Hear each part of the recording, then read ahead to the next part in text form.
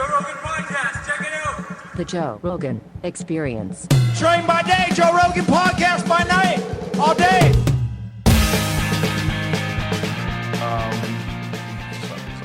I haven't done the ball, but I have done those knee chairs. Okay. They're a little annoying. You know, you're like, What about standing desks? You a No. standing desk fan? no. Yeah.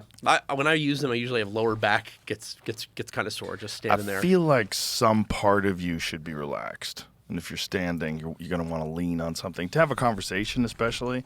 Because I know some people do podcasts standing up, or like a standing up table. I'm like, okay. That's crazy. Yeah. I have a buddy of mine who's doing have you ever seen the float tanks where you Sure. float in the salt water? Yeah, we and have you- one here.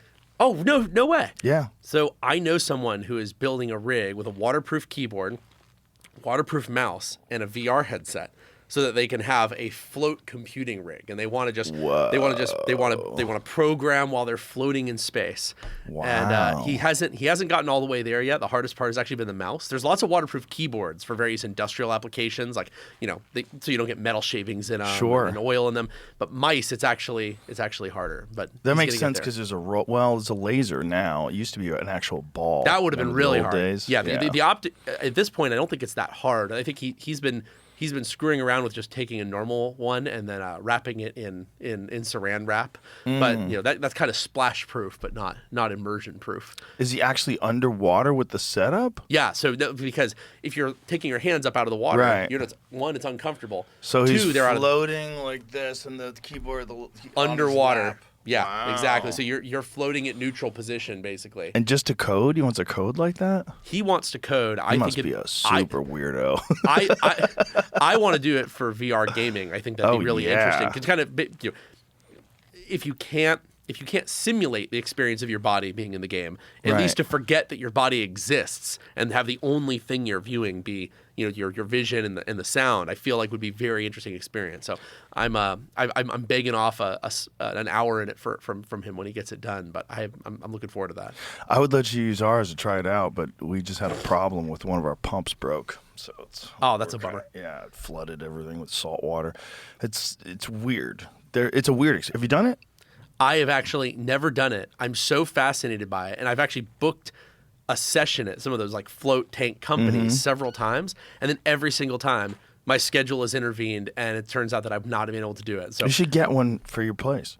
maybe I should. yeah. I should probably try it first, right? Or You'll is like it's just so good I should have it? Yeah, you'll love it. Yeah, it's very relaxing too, and it's really good for thinking. Like if you have a thought and you're just like fucking around with it in your head, you're like, I don't know what to do with this.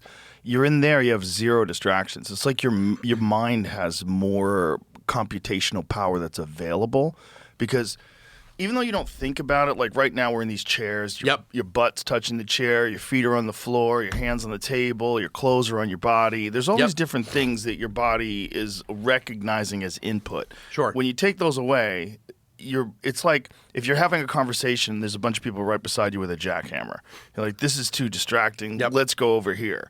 And you go to where in the park, it's nice and peaceful. Now you can have a conversation. It's so much easier. Well, you don't realize that like regular everyday life, just establishing the distance between the walls and thinking about all the data, all that stuff is your brain is computing this. Yep. In the silence of the float tank, there's none of that. And you don't feel the water because it's the same temperature as your skin. That's right. So you just And it's all feel- salt laden, so it's isotonic. Yes, It's not exactly. Yeah, exactly. You feel like you're flying.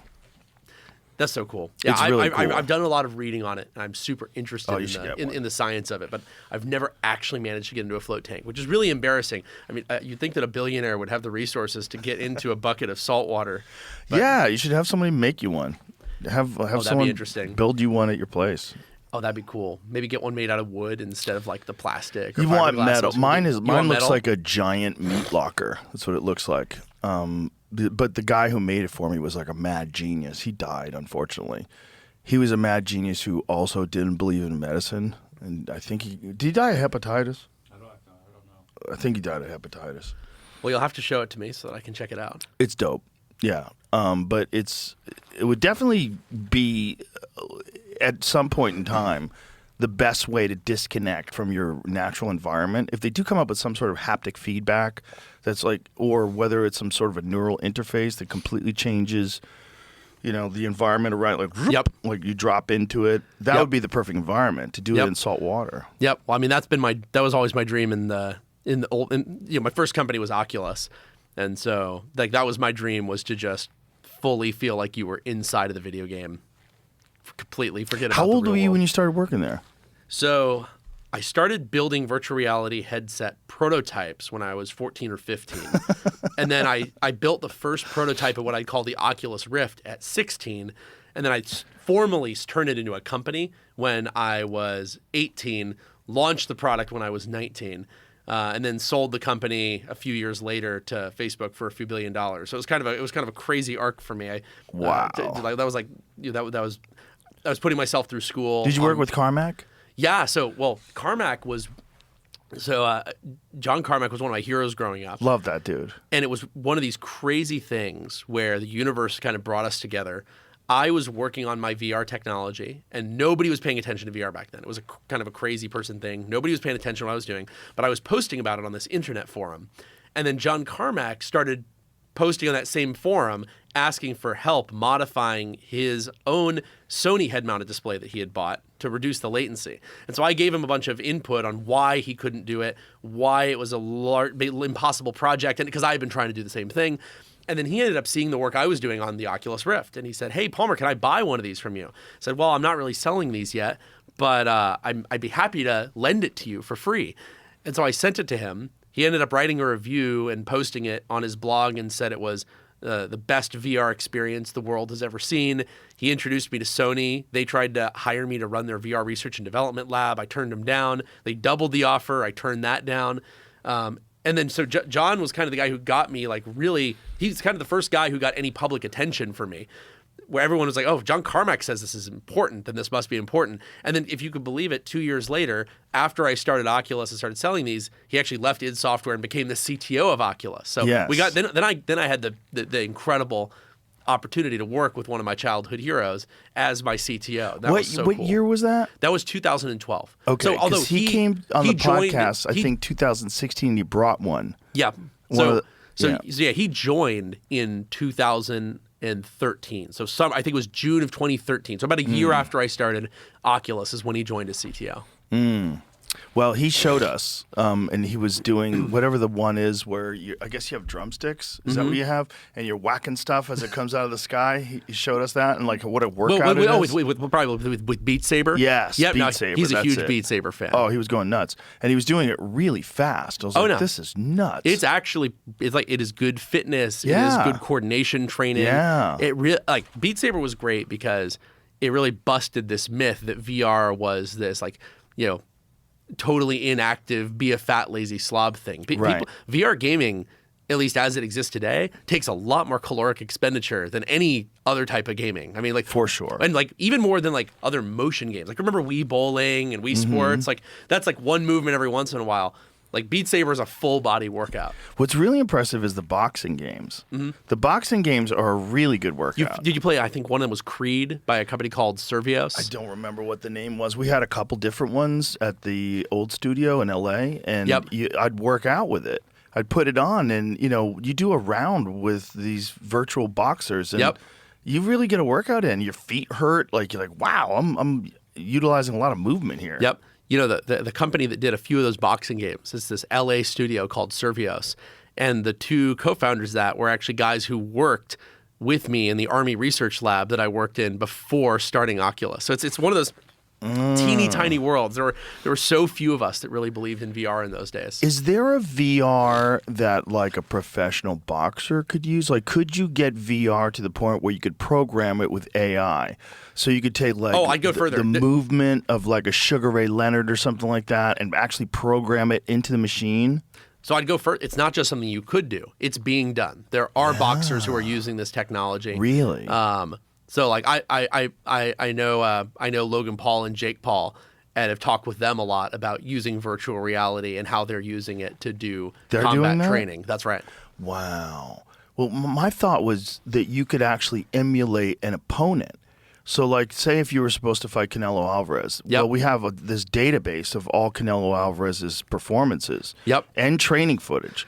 So you could calculate what his normal exchanges are, what his opening moves are, how he sets the hook up off the jab, he feints the right hand. You're giving me crazy deja vu. Let me show you the text message that I was just doing with Logan Paul last night. I said, it's time to have robots fighting people. My dream is that you can have robots perfectly tuned to match your own current physical capability and progressively ramp up against yourself over time or against the greats. Like we were talking through, like, no, this was less VR. Well, are you even following some of the robot fighting league stuff? Yes. So that's controlled by VR. You put on a VR headset, you put on a motion capture suit, you teleoperate a robot. One of the things I've been talking with Logan about is the idea of having where you have one teleoperated robot versus an actual human. But then what we were talking about is this idea of having the robot learn from, like you're saying, learning from footage of not just the greats, but even yourself. So that it can be basically, you could fight against your style, your exact level of strength. And then, of course, you want to fight against the greats and see just how far you have to go and just get the shit kicked out of you. The other thing I was thinking about, what a robot could do if you programmed it correctly, it would have a really accurate sense of distance, so it would be able to touch you instead of hurt you. It could pull its punches. Yes. That's which a really is good the point. best sparring partners. Someone who can, so the mechanics of it are all the same, but you don't have the follow through of actually getting beat it would up. have more control probably even than a person, right? So because you think of the precise movements that surgical robots are able to do. Absolutely. Yeah. Well, I mean, you could do this. The main thing that robots have is they have just such fast reaction time. And so you could put sensors in like a glove. You could have it where the moment that it hits, or even a ranging sensor, where, I mean, it could stop a millimeter away from you. So yeah, I mean, you could totally do that. Is this something that someone's working out with? This is Robot Fight League in San Francisco. Oh, so this actually, is the Fight League. this is a buddy of mine who's been working in VR for a really, really long time. So it's, again, what a tiny world of weird wackos. But yeah, Six Live has been working on, which is his real name, by the way. He's been working on VR stuff for the past 15 years, and he recently got into doing this robot combat sports league. So that's that. They're doing a big U.S. versus China fight in December. If you want me to get you tickets, I can make it happen. I can pull some strings. Where is it? Where is it taking place? I think it's going to be in San Francisco. That's funny. I try to stay out of San Francisco. I also don't really want to watch robots fight. No, I don't mind watching them on TV, but yeah. Did you ever read manga or anime about fighting? No. I gotta admit, I'm less of a fighting guy, more of an anime manga guy, but I love some of the just ridiculous inventions that then make you think if there might be something there. So like Fist of the North Star, there's a move that a guy learns, and it's like I forget the name of it, but it's like a double punch. So what you do is you fold your fingers and you punch the guy, right, and then like his skin recoils, it delivers the full hit, and then you fold your fingers in. So you hit, fold your fingers, and then punch again. And it's like one punch, but it's a double punch. Yeah. And then one of the culmination of his training is where his master shows him that there's actually a final step. You can see where this is going. It's a triple punch. So you punch him like this, and then like this, and then like this. And mostly that stuff is nonsense and never going to work with a person, but it makes me wonder if a robot could do it. Well, you would need momentum, right? I mean, if it's generating force, your force would be stopped with the first blow. To be able to generate additional momentum in a short distance would be very difficult. For a person. Right. See, what I'm thinking is a robot would allow you to do this, this type of doesn't multiple. have muscles. It's using a different force. Exactly. Yeah. So your first one would carry all your inertia through, and then you get a second one. Because you would think agree, you would want is. the most power in the first shot and concentrate only on that. But what if you could do the most power in the first shot and then another follow-up shot boom. anyway? Yeah, or like you hit him and it throws him back a bit, and then the moment, the distance it creates. Look, I'm not a fighting expert. I'm a computer kid. The thing that what bothers me about it is the human body's inherently flawed. It's not a good design, and it's not a good design for fighting. So if I was going to design something to fight something, I would never design it after a human. I would use an animal or something more destructive. I wouldn't use something so vulnerable or something with like shitty mechanics. Well, it ends up looking like a battle bot probably, something heavily shielded and armored and that's got a big spike on an arm. It would be like that. That's what you would have for a robot to fight because a human is just too goofy. Well, I mean, that's why the stuff that I make for the Department of Defense, or I guess now the Department of War, none of it looks like a human. Right. We're making robots for fighting, and they all have very hyper-specialized forms. And some of them look a bit like sharks or a bit like birds, but generally, you're right. The human form is not the one that you would actually base a Terminator off. No, it's terrible. It's a terrible form. Although I would say one of my, I don't think James Cameron ever really explored this in Terminator, but my personal kind of like headcanon theory would be that the reason that Skynet made the Terminators into a humanoid form is because maybe there is really some hope in that there's something of humanity left in it. If it was truly a merciless killing machine with no affiliation with humanity, why would it make its agents, so uniformly human shaped? But that's just something I ponder from time to time. I think it's just for deception.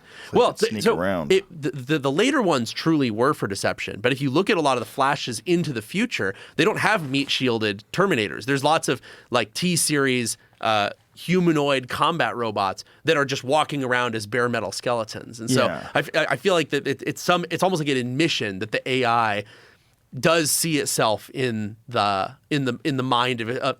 It sees itself as a creation of man. It sees itself in the eyes of man. That's what's really creepy, right? Because that's in the Bible. God created man in His image. That's exactly what I was thinking. It's like it's very much like it realizes it was created in man's image and derives some sort of satisfaction or value from that. Well, I don't know if that's good or bad, but just I thought it was interesting. interesting. Cycle, and that's how life eventually does create artificial life. Well, I mean, you're familiar with all all the theories around humanity being like planted here by an alien, sure. right? And like that's always interesting because you could imagine a world where it is this cycle of things that look kind of like humans were on top of us, and maybe eventually there will be things that look like humans beneath us. Wasn't there some weird discovery, a recent discovery of an asteroid where they picked apart whether it's the crucial amino acids for life or some sort of genetic material? You're talking about the NASA release that there were strong biosigns that are compatible with what we would expect from life. Yes, there was, and then I think recently, right? It was recently, although they walked it back pretty quickly. Oh, did they? There was kind of an initial release that said that we found that they're strongly aligned with being biological signals, and then they kind of reached back. They said, well, maybe not. Do you think I haven't dug into that one as deep as others. I've just been too busy really lately. And you're right. This is like very recent news. I always wonder if someone got over enthusiastic or if someone said, hey, why don't you shut the fuck up? We're trying to slow this whole release of alien technology, alien life, slow it down. Trying to keep society together so we have a stock market. Well, the good news in this case is I think even in the most optimistic sense, and optimistic meaning I hope they find life, I think it's going to end up being, some microbes. It's not, whatever they saw was not consistent with, oh, dude, it's a person in the rock. Right. Which is, of course, what we all want. We want either people or, little green men or something like that. That's probably going to be pretty far away. It probably is. And it seems, my experience on this front is largely from a military angle and looking at a lot of the footage that's coming out and a lot of the sensor feeds that have come out. And the thing that what we really need even more than discovering microbes, like these flying objects. Yeah. The problem is that most of them, and I'm not saying all of them, most of them, we're only capturing them on, let's say, one sensor, like a camera is seeing it or a radar is seeing it. It's very rare to get both of those totally different types of sensors looking at it at the same time. It's relatively easy to imagine a world where a sensor would have an error or an artifact, or even that's being actively spoofed, right? Like people are actively trying to trick it. You can make radars see things that aren't there. You can make cameras see things that aren't there if you're really smart about how you interact with them. It's very hard to make something that makes a radar and a camera see something that isn't there in a way that perfectly aligns with what is there. Now, you saw the recent one with the Hellfire that was fired, and it appears to have broken up but then kept moving. Yeah. That's interesting because now you have something that's on a camera and you sent another thing with a seeker and it got there and it blew up. Is that definite real footage? I believe it's been verified. I am probably not in a position where I should say if I know if it's been verified, but I'll tell you this: I believe the footage is real. Let's run and it I can't through Perplexity and ask. What do you mean by verified, though? Just ask if it has been verified that this is legitimate footage from the military of whatever they thought it was going to be, and a Hellfire missile hits it. I do believe that one of the members of the Unidentified Aerial Phenomenon committees in Congress introduced it into a hearing. That's where it came from. It came from a hearing. Yeah. So who released it it? didn't just like show up on Twitter. Oh, okay. Which guy released it? I don't want to speak out. You saw the phenomenon? Yes. Fantastic. It's documentary. really good. You know, the Yeah. guy who did it is doing a follow-up. Have you heard about this? What's he doing? This episode is brought to you by the Farmer's Dog. We all know ultra-processed food isn't good for us as humans. Why would it be any different for our dogs? The Farmer's Dog is real, fresh food for dogs, and their recipe goes beyond just using good ingredients. It's all about how they use them. Unlike most pet food, they always use real meat and vegetables and gently cook them to retain vital nutrients without any of the bad stuff that comes from ultra-processing. Their food is developed by a team of on-staff, board-certified vet nutritionists who make sure it's all complete and balanced, and it's backed by research and made to human-grade safety standards. It's portioned for your dog, making it easy to manage their weight. And they label each pack with your dog's name that lets you know that this food is truly packed for them. Plus, they have 24/7 customer support, so you can chat with real dog people who care about your dog anytime. The Farmer's Dog says good ingredients matter, but the best recipes call for so much more. Head to thefarmersdog.com/Rogan to get 50% off your first box plus free shipping. This offer is for new customers only. You know, I probably shouldn't say too much more, but there's a follow-up to it that's coming. That's even. Wait a minute. That's even better. Wasn't the phenomenon James Fox? Was it James Fox? Was the phenomenon It was- James it was- Fox? What, say again? James Fox, was that the phenomenon? Yeah, but the age of disclosure. He had moment of contact. He had the Virginia. That's the Virginia one. And then didn't he have the phenomenon too? Somebody did it. I saw it. Yeah. Why did I think it was Fox? Yeah. It is Fox. Yeah, Fox has been on here a few times. He's got that crazy one about the Virginia, Brazil sighting. Do you know about that one? Mm-mm. That one's nuts. Like the whole town saw this thing. It crashed in the 90s. And they have like a statue of this thing, like as you're entering into the city. Yep. And supposedly, this is the crazy story, there was a wounded alien. Mm-hmm. One of the police officers carried this wounded alien in the back of a car. They brought it to a hospital. There's records of them bringing this to the hospital. Uh-huh. The hospital said, we can't handle this. We have no take it to a different hospital. So they took it to another hospital. Yep.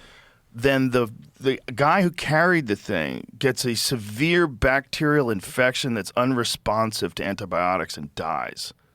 Whoa. Yeah, young, healthy, fighting age man gets this weird infection after handling this creature. Multiple witnesses say they saw another one of them. There was like a couple of them. Mm-hmm. One of them was injured that they picked up, and then there was another one that was there. And then many people in the town said that they saw another craft come by to retrieve those aliens. It's a really nutty story because it's the same story is told independently by a bunch of people. You know, I've kind of got my retirement figured out, and I have for a while. Can't you just retire right now if you wanted to? I mean, I could. It's just what I'm doing. I think is important. So Yeah. I gotta see my mission through. The government is. We've been spending way too much money on defense, not getting nearly enough for it. So I started Anduril with the goal of saving taxpayers hundreds of billions of dollars a year. I need to see that through. But what I want to get to someday is there's a handful of these government groups that are going around looking into things like what you're talking about. Like they look into the strange phenomenon. Right. Those groups do exist, and I've tracked down a few of them. The problem is that they're not taken seriously. They're not well funded, and they're subject to all the same normal rules as an average government employee. Like their problems are not finding weird things. It's stuff like getting approval to buy plane tickets to go somewhere, and getting approval to stay there for 2 nights versus 1 night. Really? Oh, look, it's the typical government bureaucracy where they have to make every penny count. They only have so much money. Anyway, one of my dreams is I'm gonna at some point when I'm retired, I'm gonna go get deputized by the government, go get my federal badge, and I'll be the government's privately funded X-Files, and I'll just fly around. I'll fly around in my own plane. I'll have my own team. We'll bring our own sensors, our own computers. Oh man, if only we could bring in this expert, but he's on the other side of the world. So bring him in. Bring him in. Send the plane. Yes, Put out sir. the Palmer signal. Yeah, yes, sir. He'll be here in 12 hours. You know, like I feel like there's enough, and not even just aliens. In general, there's enough weird stuff going on that it doesn't seem like a stretch to have somebody or something that really stays on top of that stuff. It seems like a very good idea. Did you see The Age of Disclosure? Did you see the documentary? Age of Disclosure? No, I haven't seen that. It's a new one, and it has a hypothesis. It has a theory of why there hasn't been disclosure, and a lot of it has to do with the legal implications. Because too many people have been misappropriating funds if this is real. Sure. So if this is real... Like if there's recovered alien crash objects, if those have been parceled out to private companies. Exactly. Yep. That's exactly the dilemma. So say if, let's say, just to make up a name, Lockheed Martin gets it. Sure. And they have this back-engineered craft that they're working on, but then Raytheon doesn't get it. Raytheon should be able to sue the government. Like, why'd you do that? Is an unfair competitive advantage. Also, the people that are in charge of the projects, there's all this money that they have to lie to Congress about. And so in this documentary, one of the things that they're proposing, guys like Lou Elizondo, and like, what is the path to sanity with all this stuff? One of the things that they're proposing is amnesty. Just give like blanket amnesty. Tell us what the fuck you know. Let's go. But then, and I assume a limited time amnesty, where you say, and the amnesty only applies to what is disclosed. Exactly. In this amnesty, it doesn't apply beyond that. But also, if it's government, you know, there's a lot of fraud and waste. Sure. So even if these guys are just monkeying around with billions of dollars, there's a little yacht here, a little vacation here, Yep, little Cayman Islands there. Well, you know, like, so stuff is probably real ugly. Right. Which is, and they've been doing this for, if it's real, they've been doing this for decades. Yep. With no oversight. Yep. So Well, they probably are, they're a little wild. They're a little feral by now. I mean, it's just across the board. Our country's been spending so much money on what is supposed to be for national security, but in reality, it's a lot of it has nothing to do with that. And so that was why I got into the defense space. It's like, if you isn't that with everything though, right? It's like that's how it is with charities as well. It's with everything, but it's a question of how you can apply targeted pressure as a private individual, right? So yeah, like charities, there's a lot of graft going on.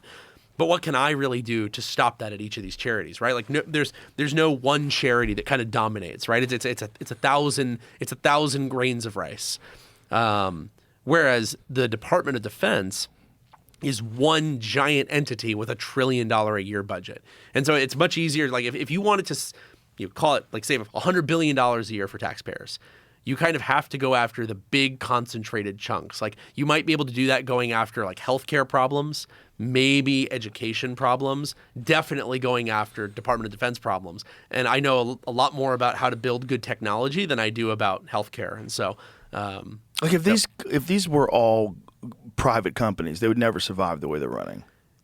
Correct. Well, I mean, yeah, these government agencies, when they make mistakes, they don't go out of business. And in fact, they can make bad mistakes over and over and over again and still remain in business. I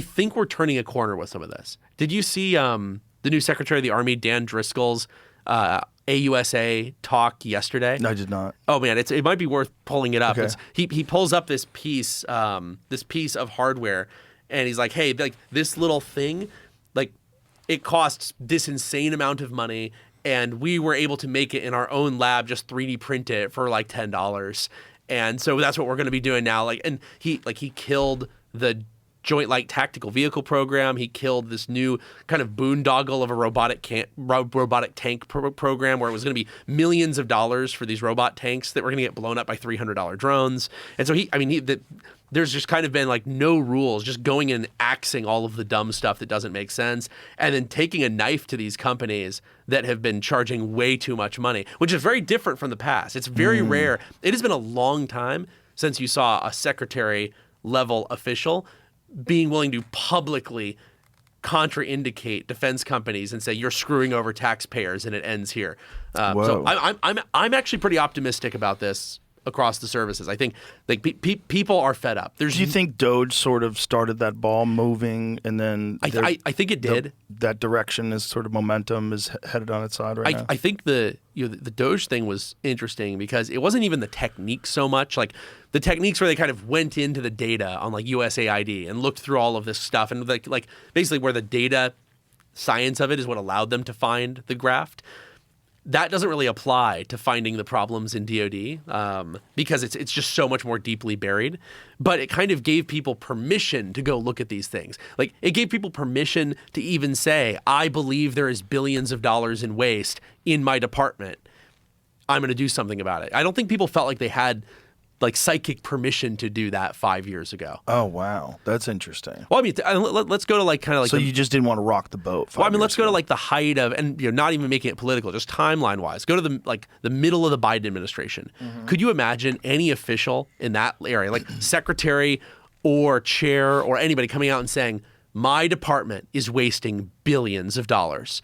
We are taking money from taxpayers and using it on absurd nonsense. That would never happen 5 years ago. And I think the Doge stuff gave people permission to come out and say that, and for them to be seen not as crazy, but as just being honest about the truth. So when you see like the Secretary of the Army come out and say, we are wasting billions of dollars on total bullshit, and we are getting screwed this, that way, and the other, I think that's a really good development. Well, it also seems like it's a really shitty way to compete with other countries that operate very efficiently, like they're private companies. Correct. Like other countries, like China, the government fully embedded in private companies, and the private companies are competing Civil against military each other. fusion. Right. Well, it goes even beyond that. Where like central planning has downsides, but it does have upsides.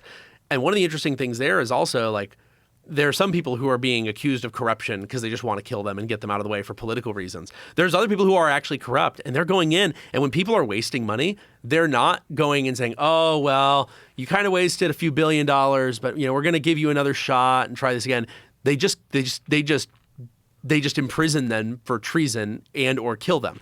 I'm not saying that's what we should do exactly, but I think that there's a scale to all of these things. On a scale of, give them another shot versus shoot them in the head for treason, we could probably move in that direction without going all of the way, and it would probably be healthy for our country's national security.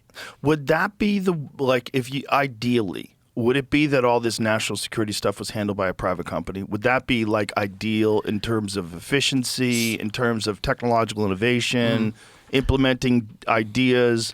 I think that private. I'm not suggesting that. I'm just saying like no. So look, there's problems with running a government. I mean, look, I've got a strong opinion here. I think that what you want, it's not a private company. It needs to be done by competing entities, right? And so if it's private, and at least one of them has to be private. So like, I don't even really mind the government doing something if they're not being favored. In other words, if there's some government office that is competing with multiple private sector companies. Like the post office versus UPS. Exactly. Although that's a little unfair in that I don't know how deep, by the way, I'm very deep on this. Like, I don't understand why we give the USPS a monopoly on normal mail.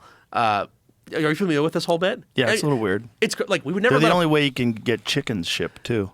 I didn't know that. Yeah, if you have baby chicks, they send them through the regular mail, but they won't send them UPS. That's so interesting. Well, it's the same thing with firearms. You can only send them USPS. You can't send them. So like, I don't know why we've given a private company a monopoly. Like, if there was a private company that had the same monopoly that the USPS does, and they were using it to send 100 pounds of junk mail to every American every year, there's no way they would survive. Like they would be regulated out of existence. Yeah, right. But what you really want is competition. You want organizations, private or public, that when they trip and fall, they skin their own knees instead of getting bailed out by taxpayers. Right. You want them to live in fear, be highly competitive. And by the way, this make their audits, by the way. Yeah, exactly. Yeah. And they have to survive an auditing process. They have to be accountable to whether it's a board or to some committee. And the problem is right now we don't have a lot of that. I will say though, you asked should these national security programs be in the hands of private companies. I think that's true for the development of the technology. However, it can never ever be in the hands of private companies when it comes to the actual national security policy of what we are building or who we are building it for or where it should go. Of course. I get people all the time who come to me usually people who are more skeptical of government.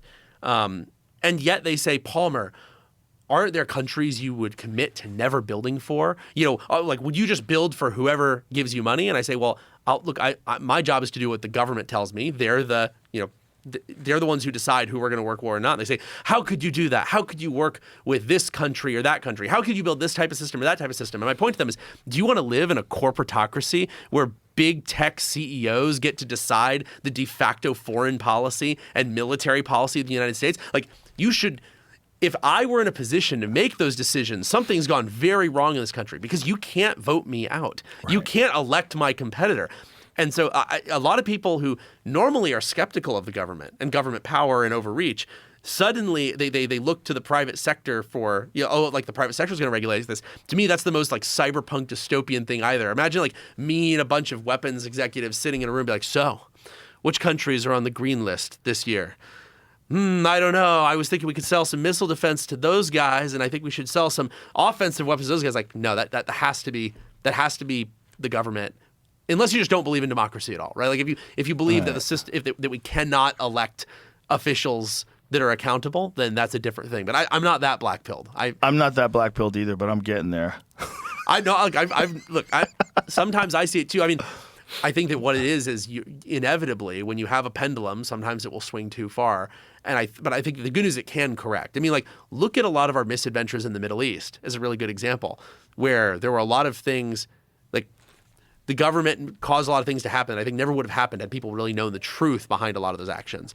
But in the end, we did have the ability to hold them accountable. Now, the real problem is that people didn't hold them accountable. Like, there's a lot of people today where they're not really that worked up about some of these people in government who lied to us. But I would say that's a fault of the American people, not of the democratic process. It just means people don't care about that issue as much, which I think they should care more. But I think they're also don't. not that informed, like universally. Sure. Now, is that because they don't want to be or because they can't be? It's difficult because most people don't have time. I think that's a big part of it. That does make it hard. That does make it hard. But I mean, I think that, not to butter you up, but this is one of the things where shows like yours have made a huge difference, where they've been able to take things that are pretty complex for a person to figure out from first principles, stories that they would never read about in establishment media, like let's say the New York Times or the Wall Street Journal, which, by the way, is dependent on continued access to the U.S. government. They can't just go out and burn everybody in the government or nobody will ever talk to them. Right. You've taken a lot of these stories and put them into a format where the guy who's busy, he's in his truck, he's on his way to the work site, can actually become informed on these issues. Yeah. And as someone who is a journalism major, I've been so happy to see that shift because I wanted to be a journalist because there were no good technology journalists, and I was good at technology. Figured I was going to beat all these guys and be a better technology journalist. Oh, that's interesting. In the end, I ended up dropping out of school and starting Oculus instead. But that worked out. This is an ad by BetterHelp. We have a lot of big holidays coming up, but before you start preparing for trick-or-treaters or make plans for travel for Thanksgiving, there's one other big day you should focus on: World Mental Health Day. It's October 10th, and if you don't know already, it's a great day to send some love to therapists. Maybe a therapist has made a positive impact on you or someone you love. Therapists listen, ask the right questions, and help someone move forward. They can help you if there's something keeping you up at night. If you're looking for a safe space, BetterHelp is a good place to start. They've spent the past decade helping people connect with the right professional therapist, and based on the millions of highly rated reviews, it's safe to say they do a great job. BetterHelp does most of the work for you, too. All you have to do is fill out a quick questionnaire. This World Mental Health Day, we're celebrating the therapists who've helped millions of people take a step forward. If you're ready to find the right therapist for you, BetterHelp can help you start that journey. Our listeners get 10% off their first month at betterhelp.com/JRE. That's betterhelp.com/JRE. But yeah, I think you would agree. It is getting easier to become educated on these things. Like, it 10 is in years, America. what would you have done? It is in America, but it's a little disconcerting. Like when you see the way they're handling things in Europe. Oh, sure. Like, it's getting really weird in the UK. 12,000 arrests this year for social media posts about immigration, and now they want everybody to have you a digital got a license ID. for that meme, mate? Yeah, it's getting really weird. And, as that... Arrests for... posting disturbing or offensive content. Yes, or annoying. Could I share a little story there? Sure. This has been so funny watching this in the UK because the first thing I ever did that anyone cared about was called Mod Retro. So it was this internet forum for people modifying game consoles, making portable versions of old game consoles, upgrading modern game consoles. Anyway, when we started the site, it was me and a few other people who were kind of running it. I was the founder, and there were a few other co-administrators. And one of them was this British guy who went by the online handle of Bacteria. And I won't say his real name because it doesn't matter. But he was a British guy. He worked in very, very low-level British government, so like not a higher up at all. But he worked in a government agency, government office. And he was always, I think, of all the people on this forum, which was mostly like teenagers and college students, he was kind of like the older guy. And he says, oh, we need to be kind about what we say. That we shouldn't say anything that is bad. And he was always pushing that our rules should say that it was against our rules to offend anybody. And you shouldn't be able to say anything that was too offensive. And we mostly just made fun of him. Aha, he's the old British man, But what's interesting is he ended up eventually leaving the site because he thought people were being too mean to each other. And he started his own competing website. And the rule number one was no content that may make any member feel demeaned, uncomfortable, or insulted.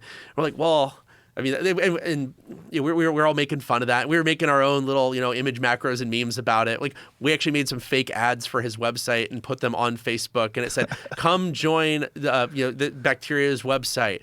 Nobody will say anything to you that might offend or displease you. But what's interesting is as all this UK stuff has come around, I've remembered these kind of like long forgotten childhood memories. Like I was like 13 or 14 at the time. And I think it really is partly a cultural reflection for them. Like there are a lot of people in the UK who genuinely think it's good to police this stuff. They don't want people to be able to go out and just cause a ruckus, to say things that are insulting in the streets. And of course you have people who are protesting against that.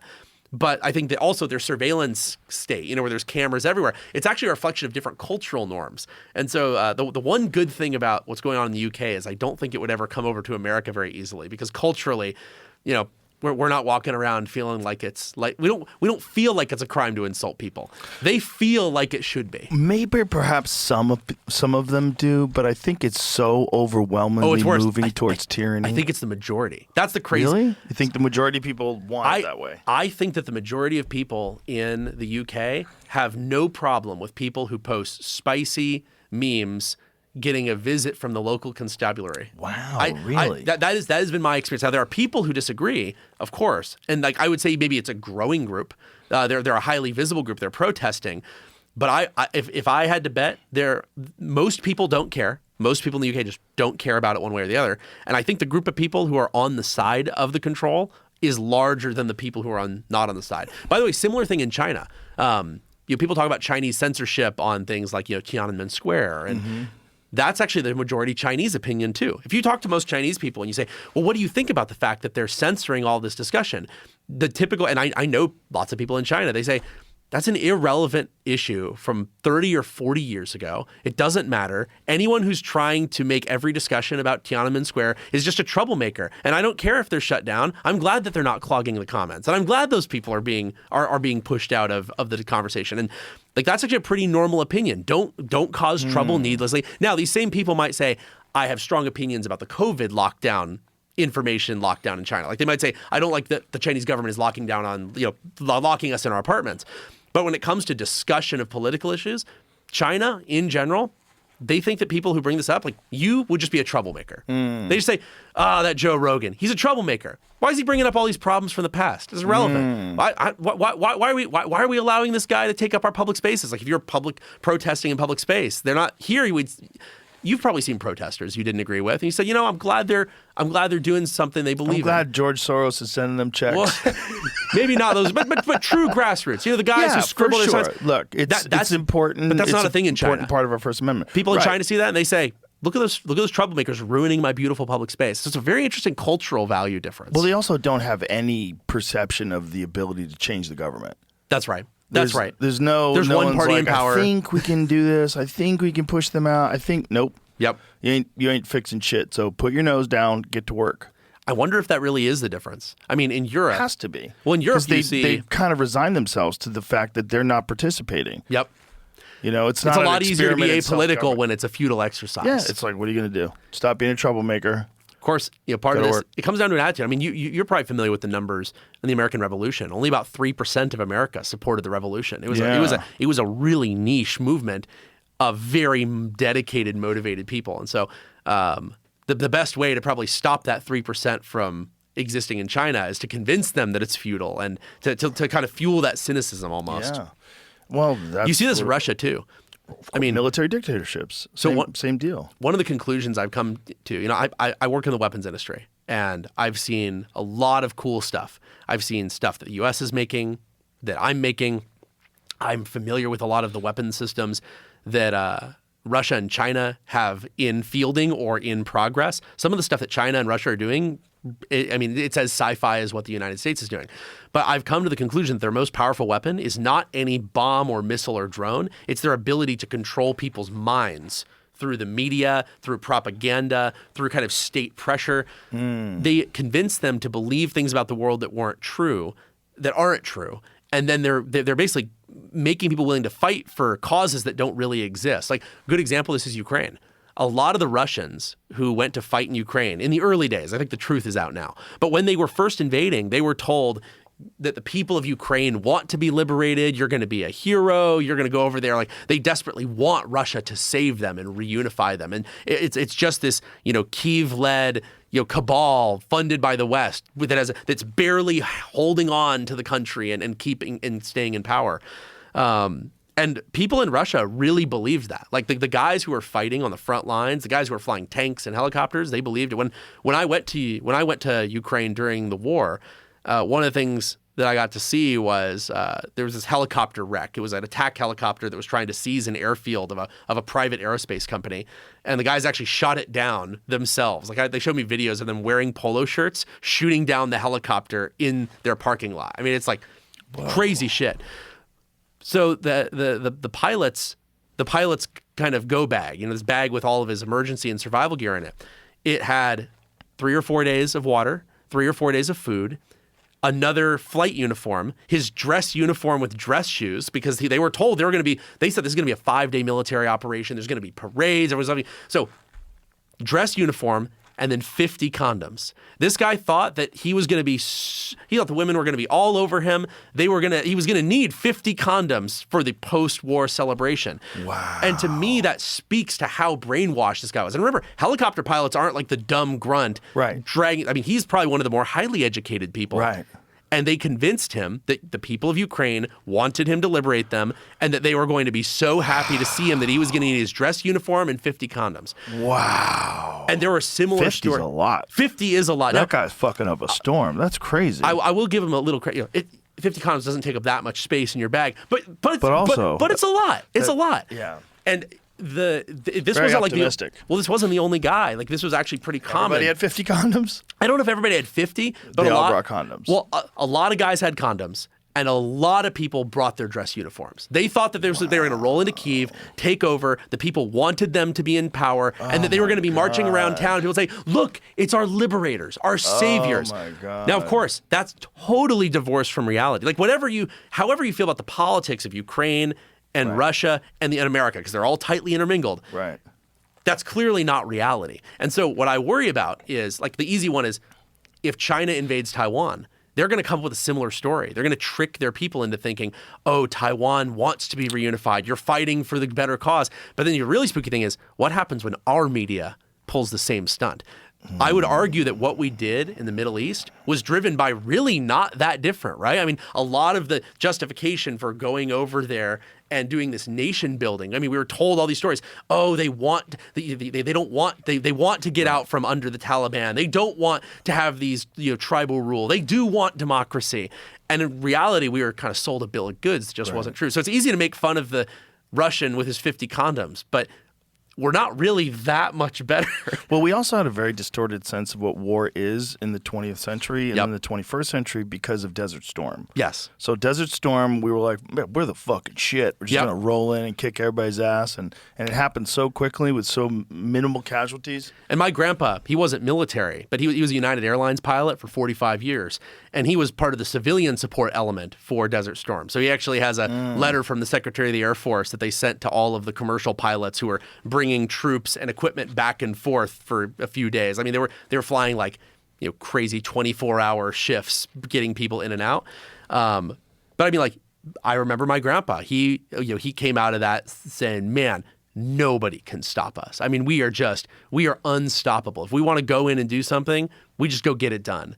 And I mean, he was convinced. But you're right. I think everybody was convinced by That's what by everybody Desert Storm. thought in the 1990s. They thought that the United States government and the military was so much more powerful, and it probably was. It was for a while, relatively speaking. Relatively speaking, for a while. Technology seems to be shifting all that stuff in a very weird place. Yep. And this is where I get concerned with China because they have complete compliance. Yep. Like their government and their private corporations, they're the same. They work together. And the stuff that they're producing in terms of, like, if you pay attention to their electric cars. Oh, yeah. No, they have a 300-mile-an-hour car now. And their cars are extremely cheap, and they are extremely good. They extremely have good. Really nice cars. Crazy technology in terms of, like, the ability to absorb bumps. Have you seen how smooth they are? Oh, yeah. They put champagne glasses on them. So one of the... So I will push back a little bit. I've seen the demo you're talking about. There are German and U.S. cars that do that type of thing, but they're not the cars that people want here. So this is a whole other interesting cultural bit. Oh, what are the cars? This is one of my... This is such an interesting rabbit hole. So in China, people with money don't drive cars. They're driven.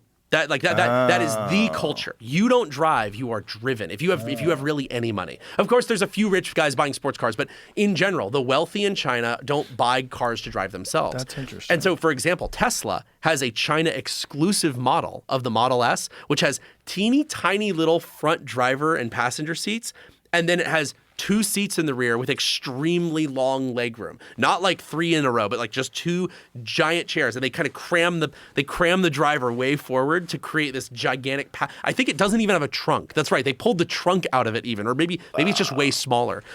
And in China, that's what people want. So like their best-selling Mercedes-Benz, even American brands like Buick, we have these cars that are made to be driven in. So as a result, their most luxurious, most expensive cars have suspension that is designed to absorb all of the bumps, be extremely smooth, because, riding in the back, and it creates terrible, mushy road feel for the driver. Like in America, rich people, they want to drive, and you want to feel the road. You want that sports car. And even our SUVs, people generally want that sports car-like feel. Right. And so I guess I will push back only on the champagne glass thing, because I've seen people saying this a lot. Believe me, there are a handful you can buy an American Buick or even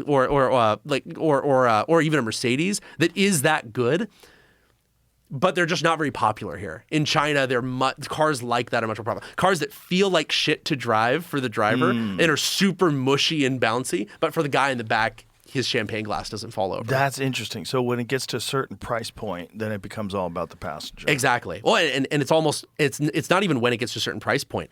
Long before you're buying a $100,000 car, you're being driven around. Like even if you're halfway there, you're being driven around. People, again, rich people there, they don't drive. They are driven. It is a cultural thing. It's a sign that you've made it as well. Oh. Okay. And also remember that their wages are so much lower that it's much more accessible. It's kind of like how you have these countries where like almost anybody who's middle class in Southeast Asia has a live-in nanny and a live-in housekeeper. It's a little bit like that, where like if you get to a certain point, and that happens pretty fast, you have a driver. And if you don't have a driver, people are like, what the hell's going on? Like you're an eccentric, right, if you are a rich guy who drives himself around.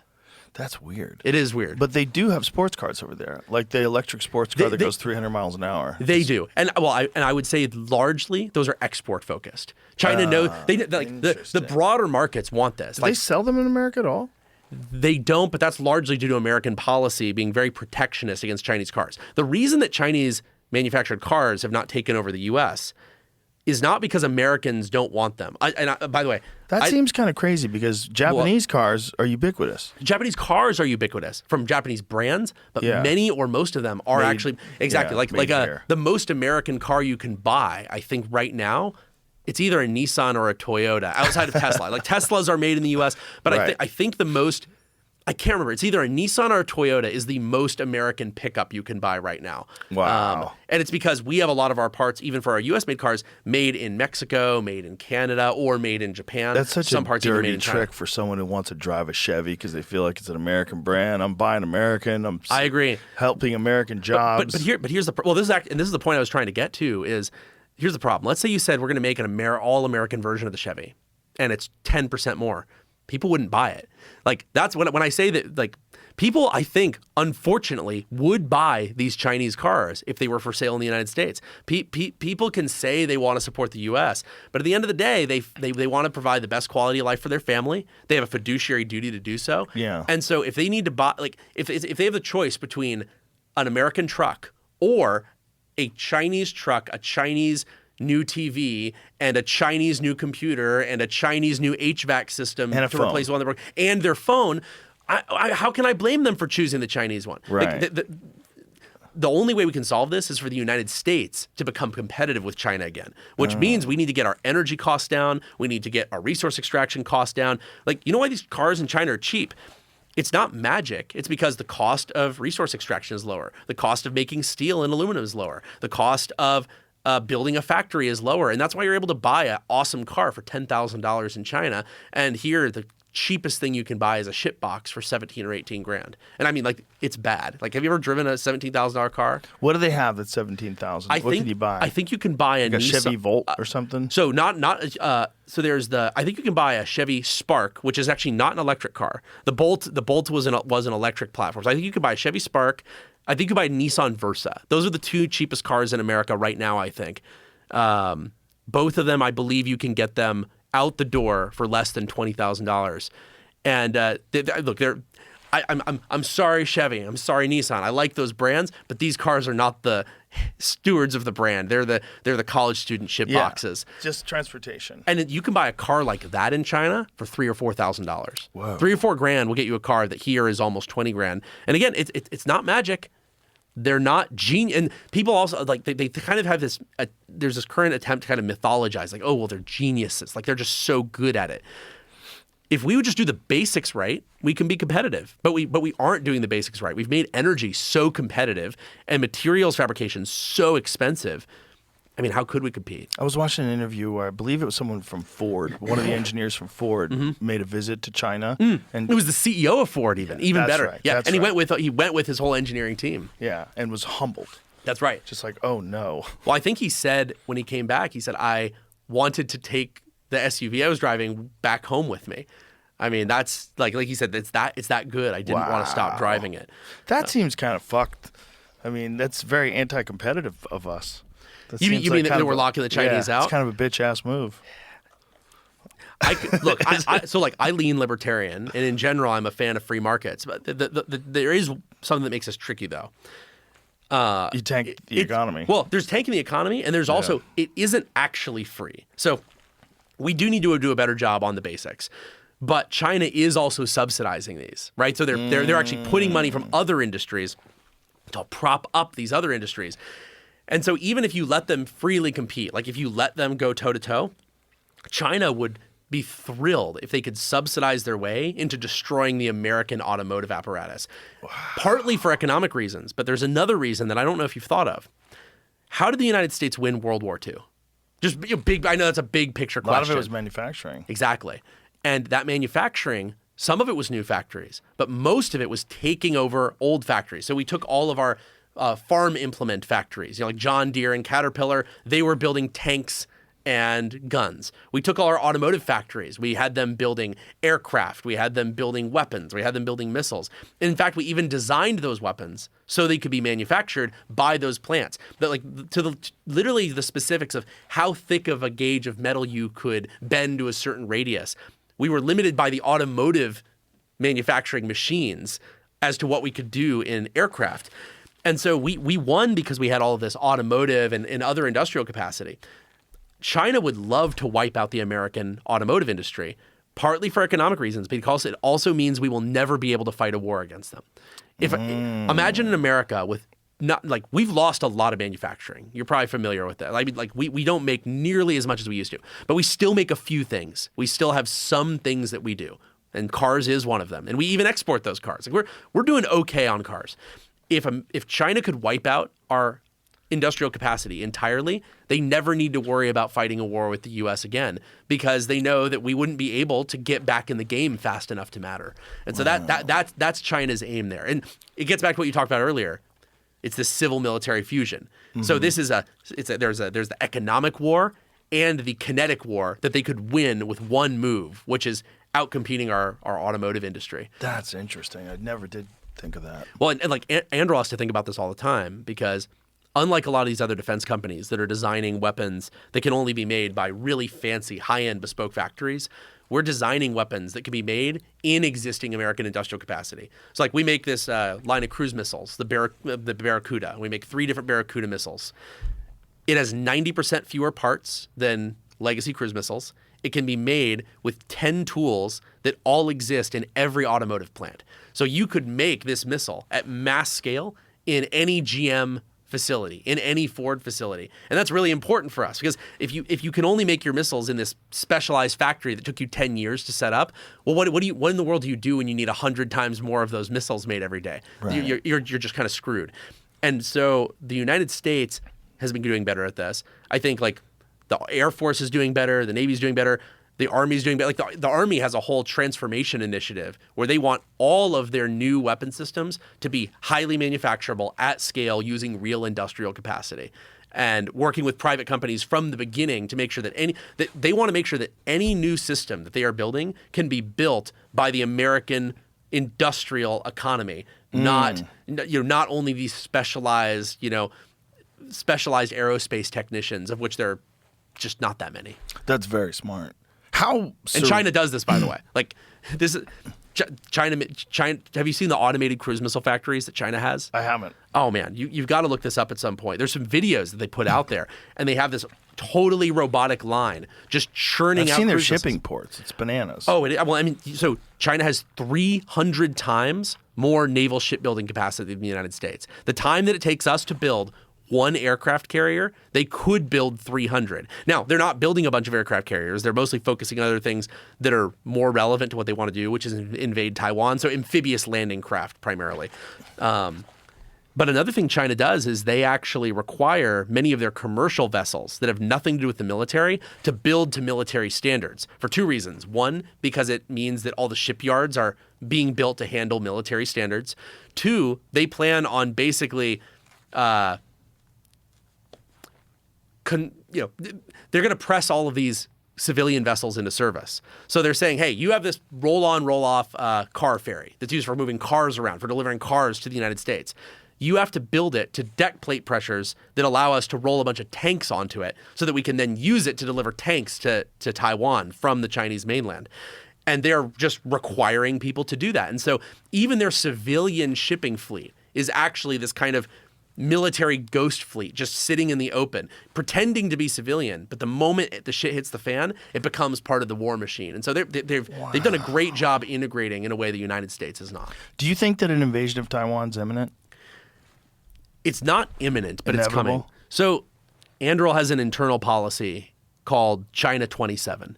The idea is that anything we're working on, anything that we're investing in, needs to be built with the assumption that sometime in 2027, China is going to move on Taiwan. And I might be wrong on this, right? It might be never. It might be a longer term thing. But in general, imagine how stupid I'll feel if I spend hundreds of millions of dollars building some new weapon system that I know is not going to come into service until the 2030s, which is what most experts say is outside of the window of when this invasion would happen. Wouldn't I feel pretty stupid if there's a gigantic fight and I've spent all my money on something that wasn't ready in time? I think that it is very likely that China moves on Taiwan for a variety of political reasons. So like Xi Jinping has this window politically where he can show that he's reunified China. He's got a lot of demographic problems that are going to go out of control as he waits and people age. He's got a lot of economic problems where they're propping up their economy with a lot of kind of fake GDP, fake growth, fake demand, fake construction. And he's doing that, I think, to help build up his war machine, but it's not sustainable in the long run. So I think there's a window where they can do this. If you had to ask me, it's more likely that they don't do a full-scale invasion to start. It's much more likely that they do something like a blockade. So they'll come up with some pretense. They'll say, Taiwan is exporting goods that say made in Taiwan. And our position is that Taiwan is part of China, and therefore they need to pay Chinese taxes on those made in China goods. So we're going to blockade their port and not let them export anything until they resolve this. And I worry about them kind of boiling the frog. You know, they blockade one port and then two ports and then the airports. And then the people of Taiwan are running out of money, running out of food. But you've boiled the frog enough where there's never a point where Taiwan really wants to fire the first shot and actually start a war. And certainly, I think I would agree here. The U.S. probably should not start start World War III over a blockade of a port, right? Right. That's a lot. Boiling the frog is a great analogy. Boiling the frog, I think, is what China will do. And so what we need to do, and this is just my opinion, which is definitely biased. So to be clear, just so people know, nobody's going to dig it up and say, but Palmer's obviously only saying this because he's got money in the game. I will first say, I have plenty of money. I sold my first company for billions of dollars. I don't need to work. I could retire. I'm not doing any of this for the money. Defense, you make a lot less money for each hour of work you put in than you can make in tech or media or elsewhere. But I do a lot of work with Taiwan. So I just went to Taiwan a few weeks ago to personally deliver a bunch of missiles and weapon systems that are specifically to counter a Chinese invasion. My opinion is that the United States, we don't want to get into a shooting war ourselves, right? Like, we want to avoid that. The United States needs to stop being the world police, stop sending our people overseas to die for other countries. And instead, we need to become the world's gun store. We need to say, hey, look, what do you need to do to be a good gun store, right? You got to keep stuff in stock. You got to keep things on the shelves. You need to be reasonably priced. You need to not arbitrarily cut off allies. And could you imagine if you went to a gun store and they told you, Joe, we're going to sell you this gun, but you can't use it over in that county. You can only use it in this one. And we're going to tell you exactly how you can use it. We're going to be micromanaging you. And we're going to be taking responsibility for how you use your gun. I mean, that would never work. You would never want to work with them. You'd say, I'm going to go to a different store. I'm going to go buy something. And that's what some nations are doing. Like, they're going to Russia. They're going to China. They're going to India and buying systems because we're going in and telling them our weapons are expensive. They're never in stock. We never deliver them to you. And also, we're going to tell you what to do with them if we ever do give you to them. Like, did you know that Taiwan is $20 billion behind on arms deliveries from the United States? They have $20 billion in orders that have not been delivered. These are not things they would maybe like to have. They need these yesterday. China could move in tomorrow. And the thing is, even a blockade, the best way to deter that is for Taiwan to have the things that make them a very prickly porcupine, right? You want to have things like sea mining capabilities that make a blockade basically impossible to affect without destroying the entire fleet. You want things like missiles and counter-missile systems that make it impossible to lock in the country. But we're $20 billion behind. And I mean, you've seen what's happened with Ukraine, where, I mean, there's an argument as to how we should arm them.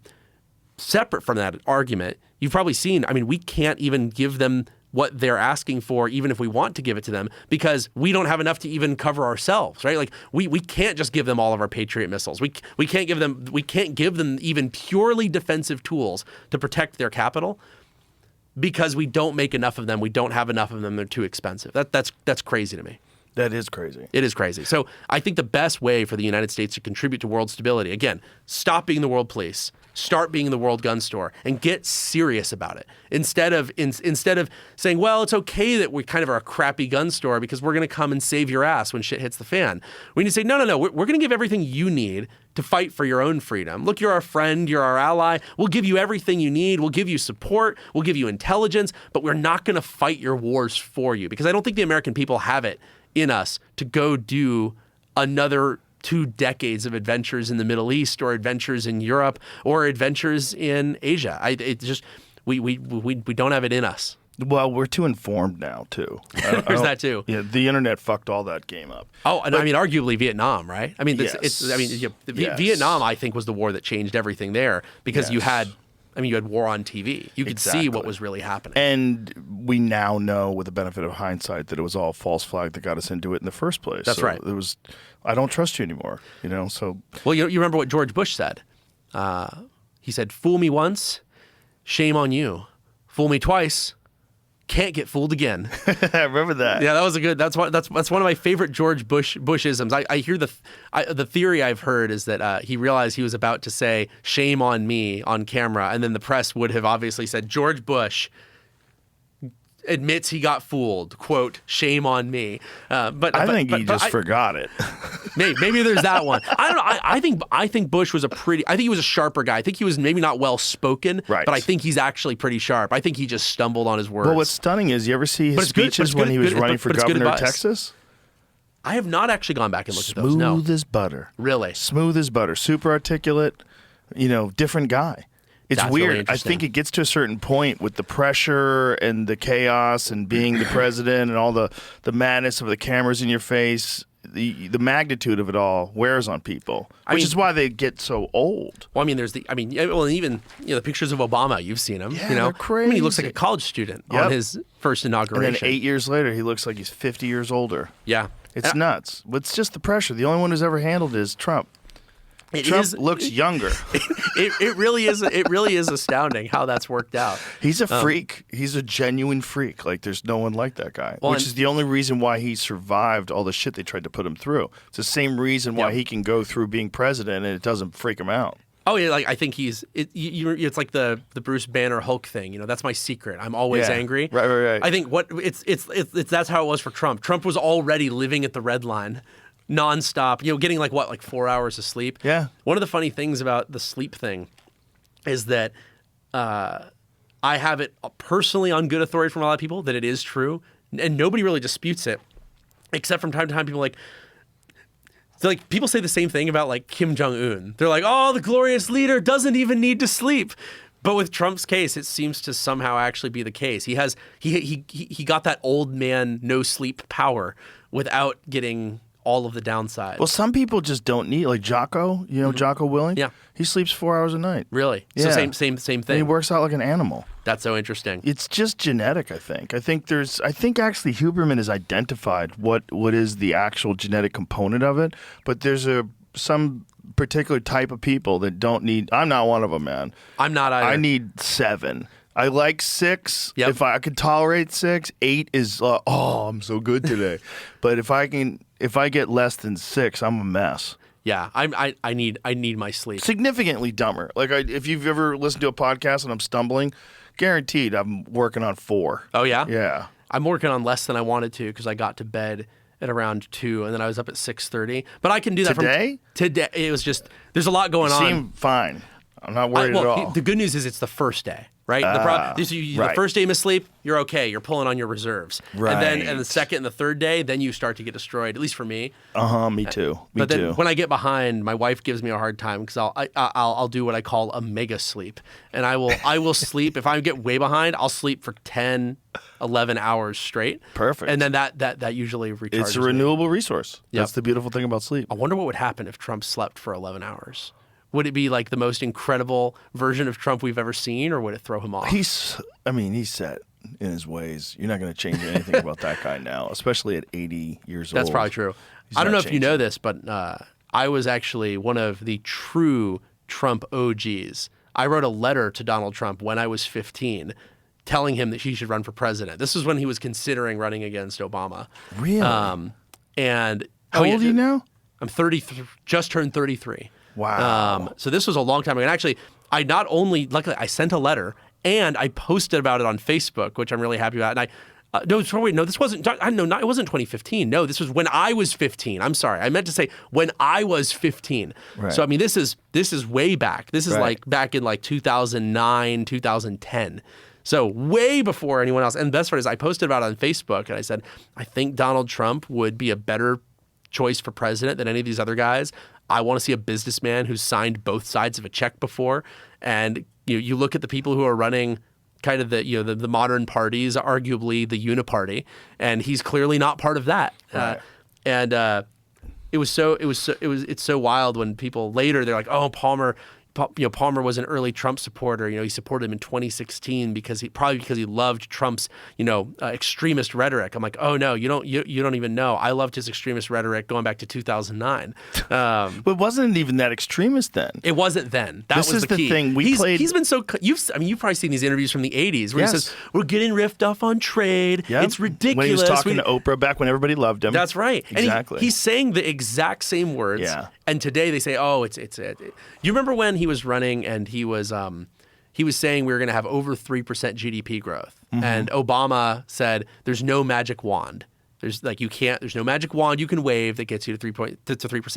And then Trump said in one of his speeches, he says they told me not to say this, and they told me I can't. He said it's going to be 3%, and they told me not to say this, but it's actually going to be a lot more. And of course, it ended up being far in excess of 3. I think it was like 4.5% GDP increase that year. And it's what year was this? I think this was his first year in office, so 2017. Or sorry, it was that was 2017, right? Yeah, he was when he was inaugurated, and it's one of those things where the easiest argument for Trump in those days was just, look, you don't have to agree with the guy on everything, but the real question is, do you believe that either party outside of Trump is going to are they going to do well? Like you have the Democrats saying there's no magic wand to get growth, and you have everyone else attacking Trump and saying, oh, we're just going to do everything the same way the Republicans have always done it. The strongest argument for Trump is that anybody would have been better than what the establishment was pushing. I think that's the 2016. best argument. Yeah. For me, one of the big ones was, and I got in a lot of shit for this. I gave $9,000 to a pro-Trump group that ran a single anti-Clinton billboard. It was a picture of her face that said "too big to jail," and this was right after it had come out that she had been mishandling classified information, running an email server out of her own home. You probably remember the famous phrase where they asked her, were you aware that your staff was directed to wipe that server? And she said, like with a cloth. Do you remember like with a cloth? I mean, it was so absurd. But for me, one of the red lines was when Hillary and no, it's not really Hillary. It's kind of the political machine of which she is just the face, said that she would enforce a strict no-fly zone in Syria. And it's easy to say, oh yeah, I would enforce a no-fly zone, and that sounds, oh yeah, keep these bombers out of the air, keep these fighters out of the air. But what does that really mean? That means that you're saying you're going to shoot down Russian aircraft if they cross into airspace that doesn't even belong to the United States. It's practically an announcement that you're starting a world war. To say, I am going to shoot, that is what enforcement of no-fly zone is. And it was crazy to me. Everyone says, oh, it's Hillary, Trump is an isolationist, and Hillary's the only one who understands what we need to do in Syria. I'm like, are you kidding me? I'm not, without even taking a position on what we are doing in Syria or we're doing in Syria, I know better than to commit that we are going to shoot down Russian aircraft because they decide to fly in Syrian airspace. We should not care about almost anything that much. And by the way, if we didn't do it, that's almost as bad because now we've drawn a red line in the sand and we've let them cross it and we've shown that we're not actually serious. So you shouldn't say that. You shouldn't act on it. And you shouldn't not act on it. It's a lose every step of the way. And it's just politics is normal. That's right. And so I would explain this to friends of mine and say, guys, they say, oh my God, Trump's a warmonger. It's like, but Trump, because I cared about this national security stuff pretty deeply then. This was right when I was starting Anduril 8 years ago. And so I was dedicating my career to these national security problems. Like, guys, how can Trump be the warmonger when he's the guy saying we need to stop fighting these wars, get out of these other countries, get our boots back in the U.S., and not get in a fight with Russia, China, or any other country that we don't have to get into? And how can you say Trump's a warmonger and then support someone who says we're going to enforce a no-fly zone in Syria? And I think a lot of people, it was just really emotional. You can't reason people out of an opinion they didn't reason themselves into. Well, one of the things that rocks people's world is you show them past videos of Hillary from 2008.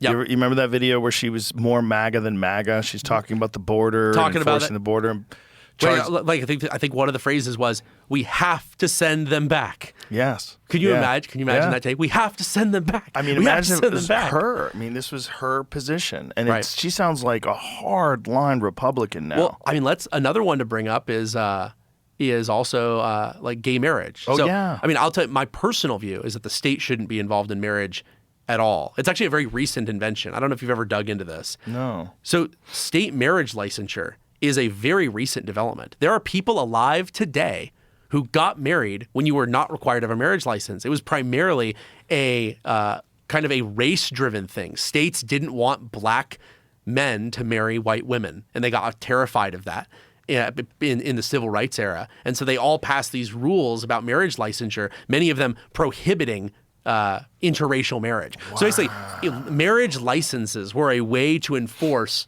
against interracial marriage. Because if marriage was a purely religious thing where you could just go to a pastor, get married, sign it in a Bible, the state had no power over it. And so they wanted to enforce their will on people. So marriage licensure is very recent. My personal opinion is the state has no legitimate authority, constitutional or otherwise, to regulate marriage at all. Like, gay marriage is not even a question. It's like this is a religious, cultural, social ceremony witnessed before before your friends and your family. It is not something the state should be. They shouldn't have the right to give you a marriage license, nor to deny you one. Like, why do are they going to?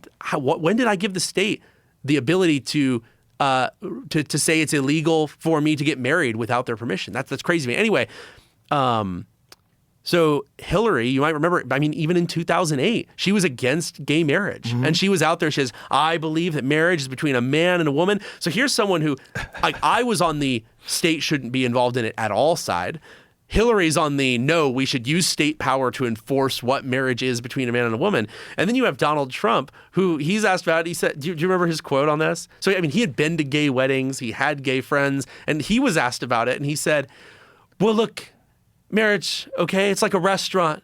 You've got steak, you've got burgers, and different people like different things, and that's okay. I mean, like, it was actually the most progressive, view you could ever have. And then, so Obama, by the way, same thing. Obama was against gay marriage, Hillary was against gay marriage, and then you fast forward just 3 short years, and you have people like Brendan Eich, the CEO of Mozilla, getting fired by his board of directors because he supported Prop 8, which said that marriage is between a man and a woman in California, which, by the way, even then passed in California. So the majority of Californians agreed with him. But I mean, you're right. Like Hillary was the views she had when she was running for president. You're right. Today she would be a hardline. Certainly, she'd be certainly on the cultural side alone. She'd be on the right of Marjorie Taylor Greene. No, that's a great point. Marjorie Taylor Greene, you're right. She's very pro LGBT. She certainly is not for intervention in the Middle East. Right. Yeah, you're right. Like, I never thought about it that way. That Marjorie Taylor Greene would be far left of a Hillary Clinton running again today. You know, I want to tell a story that I've never told publicly. Okay. But and enough time has passed that I should we're bringing it up since we're talking about Hillary.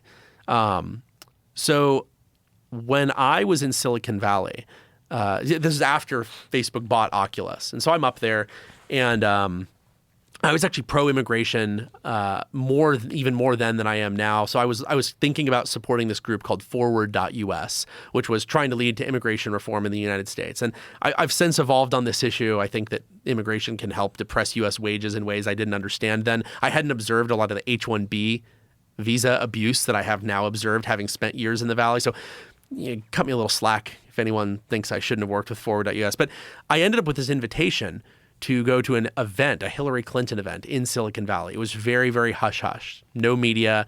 Nobody was saying anything. And this was before she had officially announced she was running. So you know when a politician is going to run and everybody knows, but technically they haven't announced it. So Hillary was going to come out, and she was there with John Podesta was her CTO at the time, or was it chief of staff, something like that? One of those. Yeah. So it was going to be her and Podesta. At the last second, Hillary ends up bailing. But I end up going anyway, and I had a couple prepared questions for Hillary. And so it was me and about 15 other billionaires in Silicon Valley who went to this kind of really intimate gathering, and they wanted to sell us on why we should support Hillary in this upcoming run when she ran. And first of all, I thought it was kind of shitty that she just didn't show up at the last second and didn't say to basically till we were already on the way. Like, whatever. Well, she had some legitimate health issues, right? And still does. She might have in general, but I don't think that was the problem at this point. And so there were two issues that I brought up to Podesta. And I said, hey, I wanted to ask these of Hillary. By the way, note that in this story, I hadn't decided who I was going to support. So a lot of people think I'm like this hard political guy. I was a VR guy. I was a computer kid. Politics was something I cared about, but like I was reasonable. I had not yet been what do they call it? Radicalized. I had not yet been radicalized. It was after they fired me for giving $9,000 to Trump that I got radicalized. But pre-radicalized Palmer. Okay. So I go to this meeting and I had two questions for Hillary. I said, one, in the past, Hillary, you've supported a 55 mile per hour federal speed limit. You were one of the original proponents. You were one of the people who supported it in the Senate. You wrote an open letter with a lot of other wives of politicians saying that the blood would run red the streets would run red with the blood of children if we got rid of this speed limit. And then in 2008, when you last ran for president, you said on, I think it was The View actually, it's so funny because The View has turned into like almost a parody of itself. But as you said on The View, that when you were asked about the speed limit, you said that whenever and however we can make it happen, we should have a 55 mile per hour speed limit. Now, given that you've never driven a car in the last 20 years, have you reconsidered this rule, or would you be supporting this campaign? And Podesta said, oh, we don't really have a position on that issue. I said, but like, could you make up one right now? Like most Americans don't want a 55 mile per hour speed limit. I think that was really dumb of Hillary to say she supported one last time. I think it might be why she lost. Would you agree that probably it's not a winning issue? And he said, oh, we can't take a position on that at this time, which was crazy to me. Shouldn't that be just so easy to be like, yeah, like this is clearly like a thing. It's a fight she lost, half a century ago, and she's still worked up about it. Just give up. People don't want to drive 55. You remember when Sammy Hagar wrote a song about it? Well, you know, Tom Cruise had a "Can't Drive 55" decal on his motorcycle in Top Gun, and I mean, like, it's like, I mean, the cultural battle's been won. Then my second question was, hey, we're a bunch of techno bros up here in the Valley. We all believe in battery electric hybrid vehicles and electric vehicles in general, but Hillary's been a huge supporter of. Oh, no, it was the other way. I'm sorry. This has been so long. I haven't thought about this. No, I said Hillary actually was against corn subsidies at one point. She called them at one point. So, like the ethanol blending mandates that were making corn at a loss, paid for with taxpayer dollars, and then mandating that it go into gasoline, which hurts car performance. It's got lots of fuel storage problems, and it's just a waste of money. And there's less energy in it, too. So you get actually worse mileage. Anyway, I said, hey, in the past, Hillary has come out and she wrote this open letter that called ethanol blending mandates the, quote, most astonishingly anti-consumer mandate in the history of the American government. Does she still believe that? Does she want money to go away from, biofuels and more towards actual cutting edge technology? Or is she going to support corn subsidies to win votes in Iowa? And Vanessa says, oh, well, we don't have a position on that at this time. I said, I just got to press you there. You don't have a position, or you don't want to tell us the answer, because none of us here think that the future is biofuels. It's a failed experiment. It's a failed mandate. Hillary used to agree. Is she going to flip on us? He said, I'm honestly, genuinely telling you, we do not have a position on this at this time. Not that bad, right? That's not bad. And so 3 days later, Hillary announces officially she's running. Her first ads start running. And what do you think the first series of ads are? It's Hillary in a cornfield talking about how she's going to boost corn subsidies and she's going to lead a clean energy revolution and she's going to give them so much corn money. And setting aside the fact that I think biofuel subsidies are dumb, she lost so much trust of people in that room because her answer wasn't, here's why I support them and, deal with it. And it wasn't, I don't support it technologically, but I support it politically, which I think people could have respected. It was, oh, we don't have a position. But she did. They had already paid for the ads. They'd already made the ads. They were probably sitting on a tape in the TV studio ready to run as we're meeting with her chief of staff. And honestly, I know I said that like the Syria thing was a red line. That was actually the moment where I decided that I couldn't vote for Hillary. It wasn't about any particular issue. I was like, it's just how can you vote for someone who's willing to just lie that way, to manipulate, and she was trying to manipulate me and a bunch of other rich guys. And there were a bunch of other guys in that room who said the same thing. We all were in a group chat. We're like, we're not gonna like. By the way, my questions weren't the only ones like this. There were like another dozen questions. Did Podesta answer any of them with like meaningful? He did. There were some that they answered meaningfully. Like I'd say actually on the immigration side, there were some real ones. There were questions about policy for dreamers in particular, and like he had his talking points. He didn't expect anyone to come out of, to come off the top rope with 55-mile-per-hour speed limits. But there were a few other things. I'm trying to remember. What were the other ones that I think he misled people on? There was something in there around around content, like for social media platforms. It's Silicon Valley. People care about this stuff. Right. And it was like, hey, like, do you agree that the government shouldn't be moderating content, that they shouldn't be censoring it? Because this was kind of the very early days of the government interfering with this stuff. It was. When did the government first start interfering with social media content? Do you know what the initial issues were? So I don't know the initial issues, but like, let's look at this from first principles. Ignoring the social media part, when did the government start intervening in media? I mean, from the beginning. From the beginning. One of the reasons everyone loves Alexander Hamilton. He's really popular founding father. I have to admit, he's actually my least favorite founding father, partly because he supported central banking. I'm just not really a gigantic fan of it and how it's turned out. But interesting. And by the way, he was also very anti-immigrant, which is so funny because really? Go look up the interview with the directors of Hamilton the musical when they were asked, why did you make Hamilton the musical super pro-immigrant, when in reality he was very anti-immigrant. I mean, he literally said immigrants are a poison to our nation. I mean, he was really against it, and which is funny because he was himself an immigrant. And I mean, he was like, blood and soil all the way. I mean, he was really into it. And their answer was, we wanted to represent Hamilton as we think he would have existed in the climate of today, not with the information he had at the time. Anyway. They made a fake person. But one of the other things about Hamilton is that he did not support the First Amendment.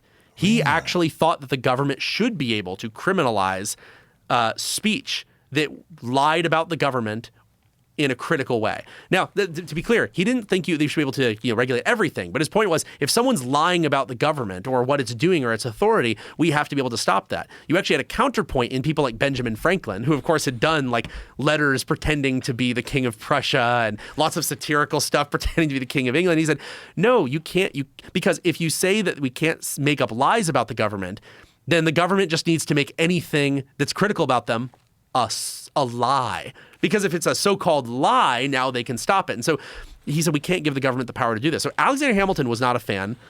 And I think that thread has been there through the history of our government. There's always been people from literally before the founding who believed that the state should have a role in influencing the media.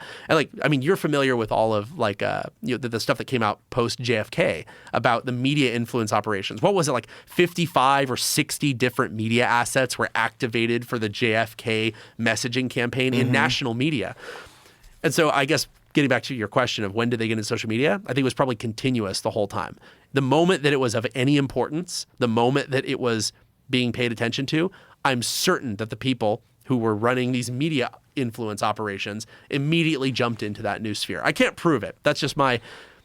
I think before social media, though, I wonder if they were preparing for something like that, or if it started to happen and they didn't recognize what an impact it was going to happen. I think they understood the impact of the internet before social media. So even before social media, you had people writing blogs, you had people doing, you had these bulletin board systems, and it's well known that the CIA was active on early bulletin board systems pushing the government perspective. Of course. And so I think they've been continuously involved in every internet platform, even before social media, as we call it today now, was popular. I was watching a particular political debate on YouTube, and occasionally when I see something that's very contentious, I'm like, let me go to the comments and see what it is.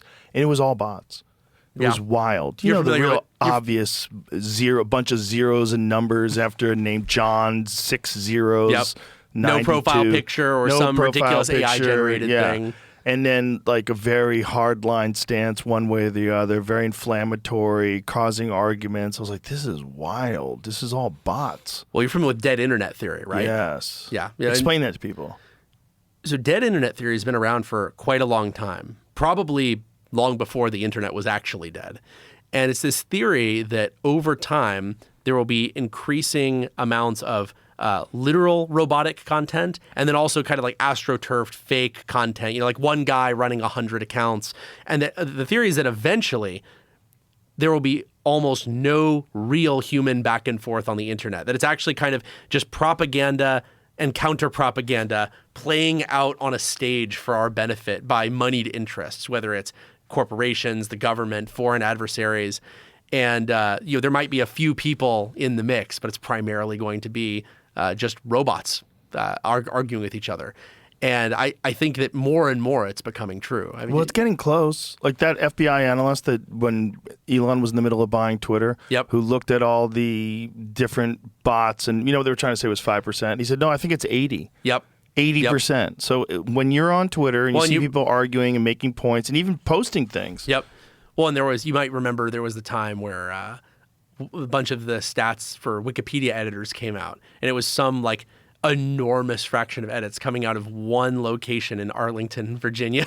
And it's like, oh wow, Arlington, Virginia, famously the center of academic rigor and excellence. There's supposed to be a lot of people living there who they just really care about making sure Wikipedia is accurate. How odd. Yep. How odd. Could I take a quick break and Sure. get a little bit of water? Yeah. Let's Sorry. do it. Well, there's water right there, right in front of you. There we go. Thank you. I missed that. That's all you need? Yeah, give me one- we have filtered Give me one water in sec, that too. jug. I'm just gonna need Okay. I need to Pause, ladies and gentlemen. We'll be right back. I need to take off my jacket too. Okay. It's good when you're walking around and there's air moving on it because Right. the copper conducts heat away really well. But just sitting in here, it's actually copper? yeah. Here, check it out. Wait, I want to do this on camera. Are we still still okay. rolling? Yeah. Oh, look. Okay. You can keep rolling. Here you go. That's a copper jacket? It's from this company called Volleybach. It's actually made out of copper? It's actually made out of copper. Oh So my there's- God, it's so heavy. it weighs like 4.5 pounds. This is nuts. It's something like 3,000 miles of copper, of ultra-fine copper thread. Does woven this into that protect you material. from EMF or maybe some So it would. Russian and signals? And if you put your phones into that pocket, then no signals go out whatsoever. Oh, so it's like a Faraday cage. It's a little wearable Faraday cage.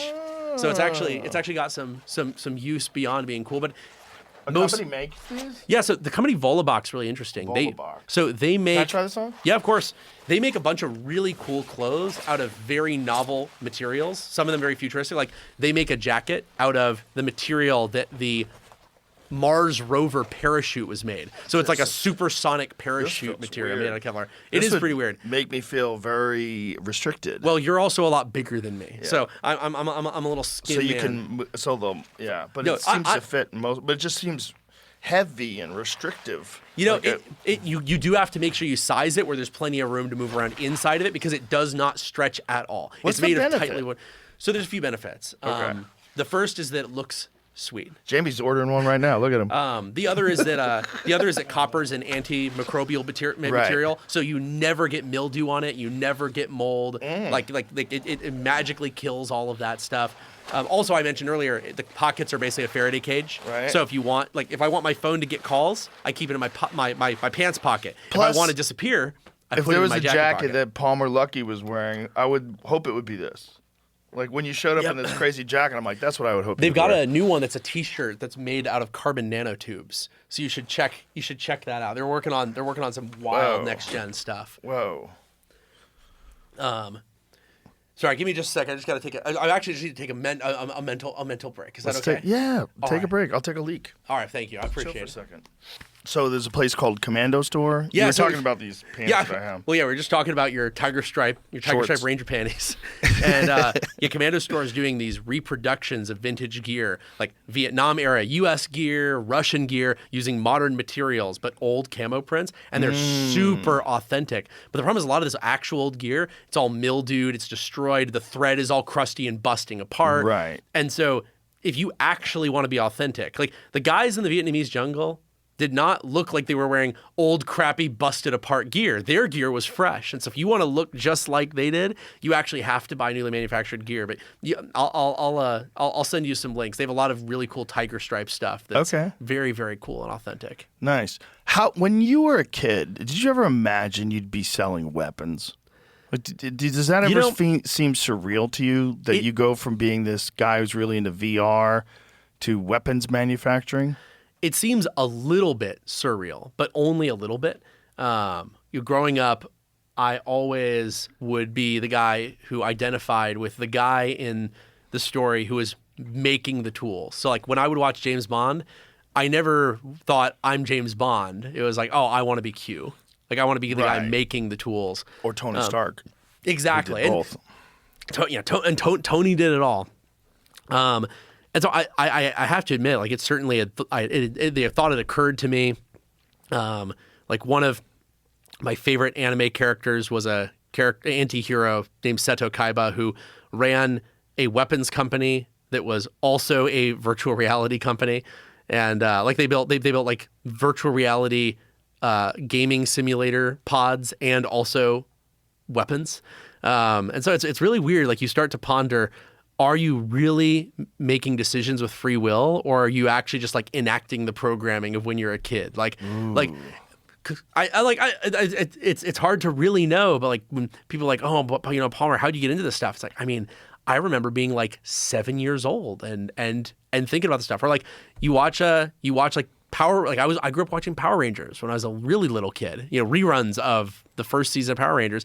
And the character I most identified was like the techno wizard of the group, Billy, who was building like flying cars and upgrading their robot suits. And I don't know, it's really weird when you end up as an adult just doing exactly what you were fascinated with when you were a kid, because what you're fascinated with when you're a kid is really it's a function of what's put in front of you, right? Like what if I would have had different things put in front of me? What if you lived in Montana? Yeah, what if I lived in Montana? What if what if it's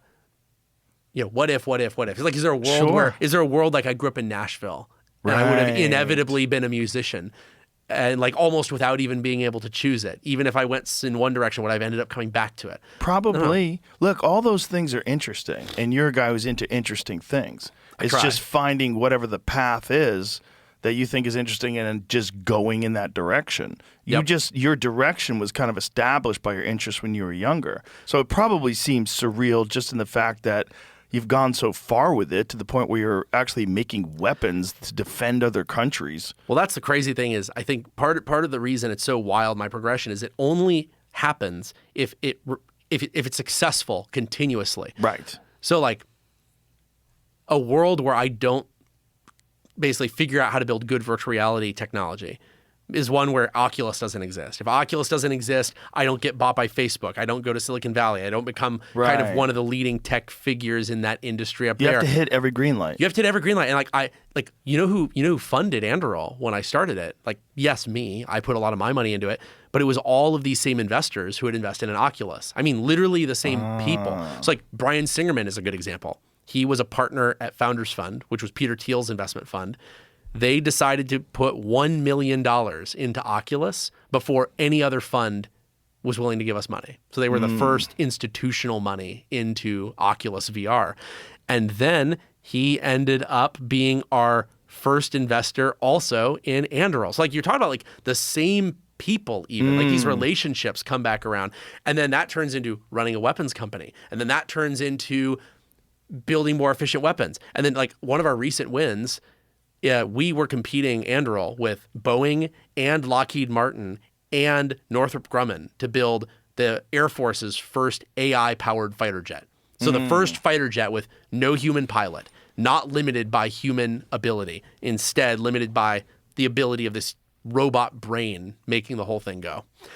And we beat them. I mean, how crazy is that to like for like that's what's crazy to me. Like it's not sitting here crazy like, oh, is it crazy I'm building weapons? For me, it's crazy. Like it's not that hard to imagine. You end up building guns for the Marines. But what's really nothing against the Marines or the people who build guns for them. I love those guys.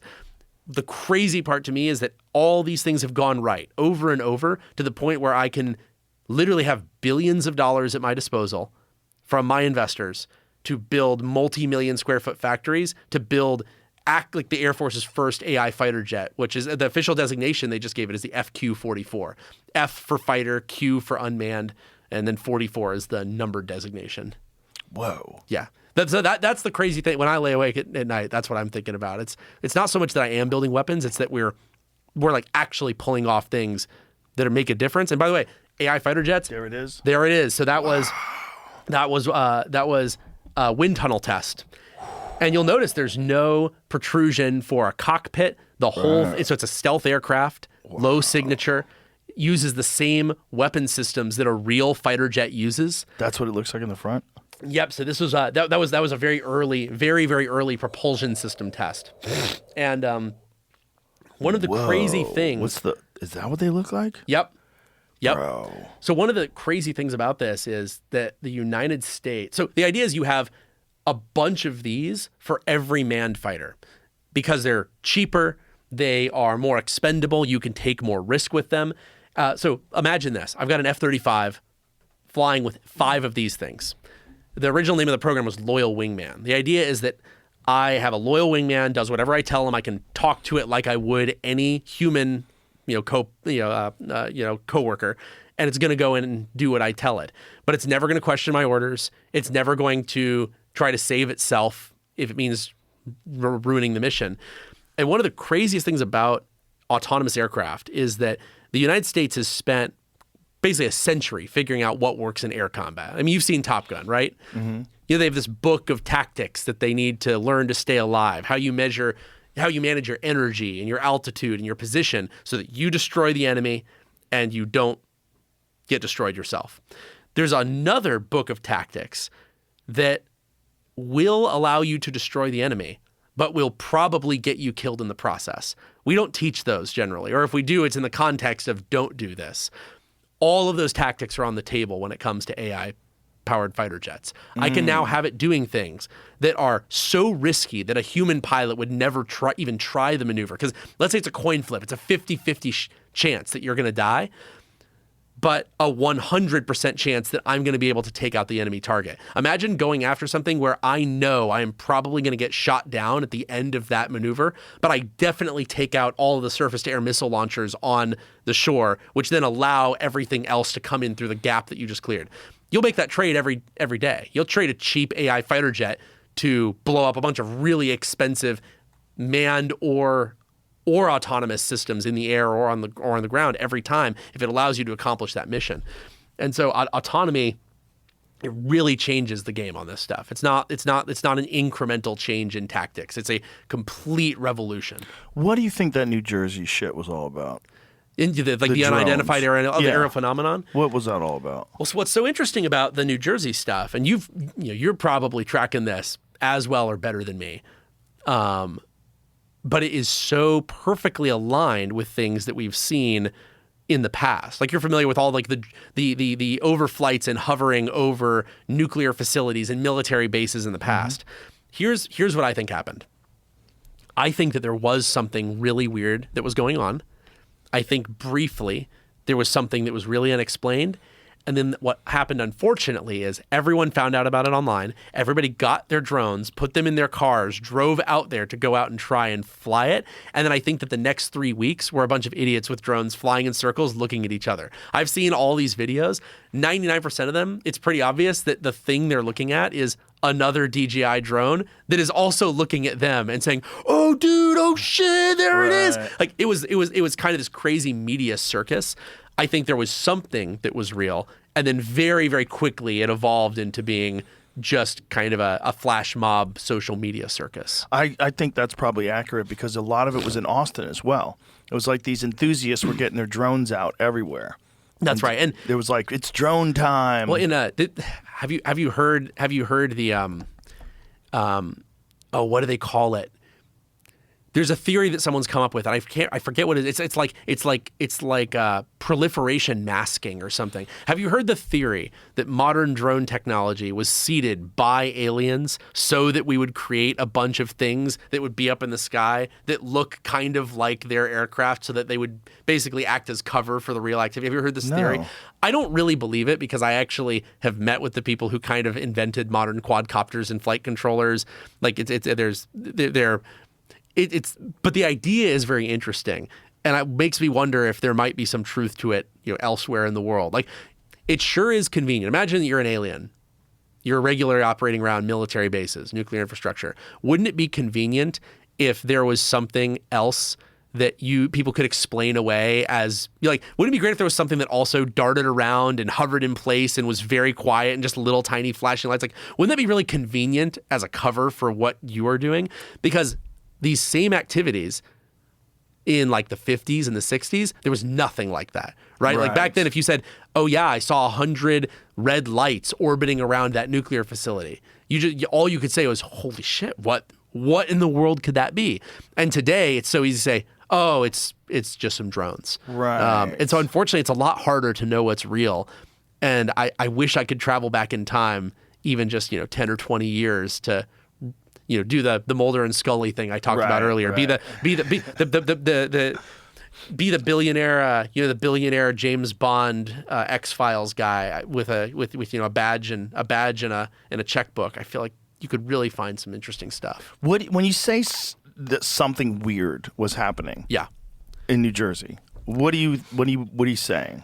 so something that was observable by some sensors and not by other sensors. And that's really the common thread between a lot of these things. Like, it'll show up on visual, like a guy sees it with his eyes and he sees it with a thermal sensor, but it isn't showing up on radar. Or something they'll see it on radar, but they can't pick it up on other sensors. And of course, there are some things where it's multi-sensor, but in general, when I say something weird, it's not obviously just drone, or weird in that it's acting in ways we don't expect. Like, how does something move so quickly and not have any skin heating? Why isn't it white hot if it's moving that fast through the air? How can it change direction so quickly without the airframe tearing apart?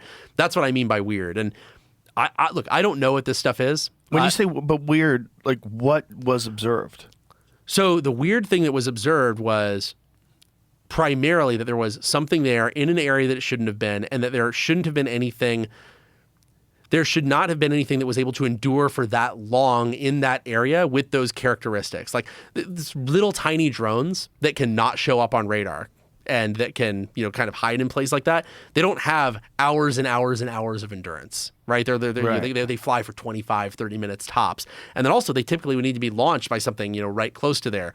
And the particular area it was in, it would have been really hard to launch from one of the nearby areas, get over the water, get to there, and then stay there as long as it did.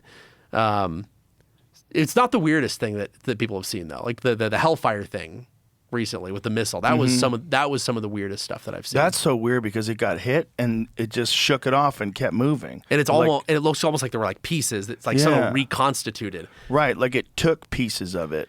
So I don't know if you've done. Everyone wants to believe that it's aliens, and like that's what I want to believe.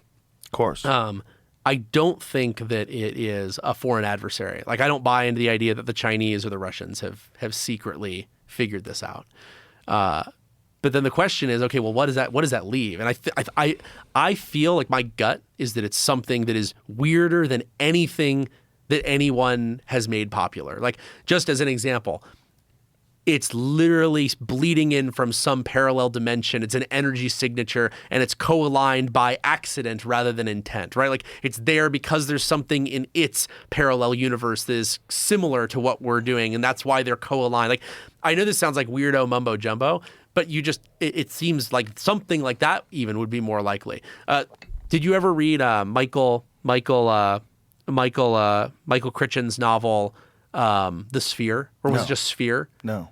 All right. You mind if I spoil Sphere for you? Please. So there was a movie. It was not nearly as good as the book. So in Sphere, without spoiling the ending, the very beginning of it is you have this researcher who is brought out to this secret naval research facility in the Pacific Ocean because the Navy has discovered a massive object, multiple kilometers long, lying on top of a shallow coral reef on some atoll covered in coral that appears to be a spacecraft, an alien spacecraft. And they figured out that when it crashed thousands of years ago there, it probably crashed onto an island, which then sea levels rose and then it became covered. So by this, they basically figure out it must have been there for about 3,000 or 4,000 years, this spaceship. And so the Navy is going and they're trying to figure out what it is. They're scraping coral off this ship. They bring in this researcher. And as the researcher is being brought to the site, they discover for the first time what they've been looking for, a door into the air. They were scraping the coral off, looking for some way in through this ultra tough metallic alloy that had never been observed ever in nature or science. And then the big reveal of like the first arc of the book is they scrape off the coral. They look at the door. Incredible. It's a door. But then they look next to the door and there's a marking. And what does the marking say on this 3,000-year-old spaceship? United States Navy and an American flag. And you know, what's interesting is they never actually fully explain it. But the implication is, and what they believe happened, is that this was a time-traveling craft that somehow went back in time, or alternately, that it's actually from some distant past civilization that traveled forward in time, like maybe went to space, did some exploring and came back. Maybe the United States is actually a purpose reconstitution of the branding and social structures of some long-lost society from 500 million years ago. I'm not saying that's necessarily what's happening, but I think that that's actually more likely than it being aliens from another galaxy coming to where we are. It's just, that is actually harder for me to believe than something that is of our own little local solar sphere and just really truly bizarre and not being taken seriously. Why is that harder to believe? Why is space travel harder to believe than time travel? It's mostly all of the dimension travel. So dimensional travel, like that's totally believable. It's specifically the thing I think is least likely is that using normal conventional physics that we understand, it's people coming from another place that's many light years away coming to where we are. It's a matter of we haven't observed anything that could do that. We haven't seen any synthetic material that could do that. We haven't seen any natural phenomena that could Right, but if you just go back 200 years ago, a cell phone's impossible. But the difference here is that we're able to see millions of years of history of the universe coming into us, right? We're observing things that happened hundreds of years ago, thousands of years ago, millions of years ago from all over our galaxy and other galaxies. And there's a lot of markers that you would expect to see that would line up with how we understand intelligent life. Mm-hmm. And we're just not seeing them. And you're familiar with like dark forest theory. You know, maybe the civilizations that emanate those signals get whacked down before they become a threat to the dominant powers. Maybe everyone's hiding, right? There are these theories as to why this is the case. And maybe we're being you've heard probably the theory about us being idiots for transmitting. Like Stephen Hawking was of this opinion. He thought it was really stupid for us to try and make first contact. Yes. His point was not just that it's probably a bad idea in general. His point was the fact that we haven't observed it from anyone else suggests a lot of danger in doing so. Like it could mean that nobody's doing it. It could mean that anyone who does it gets wiped out. If you stand up, you get knocked down. And so it's just, I have a hard time believing that it's conventional thing on another planet that comes to see us. That's not to say there isn't life out there in the universe. I think it's out there. But for whatever reason, it doesn't seem to be life that's capable of inter-solar system or intergalactic travel.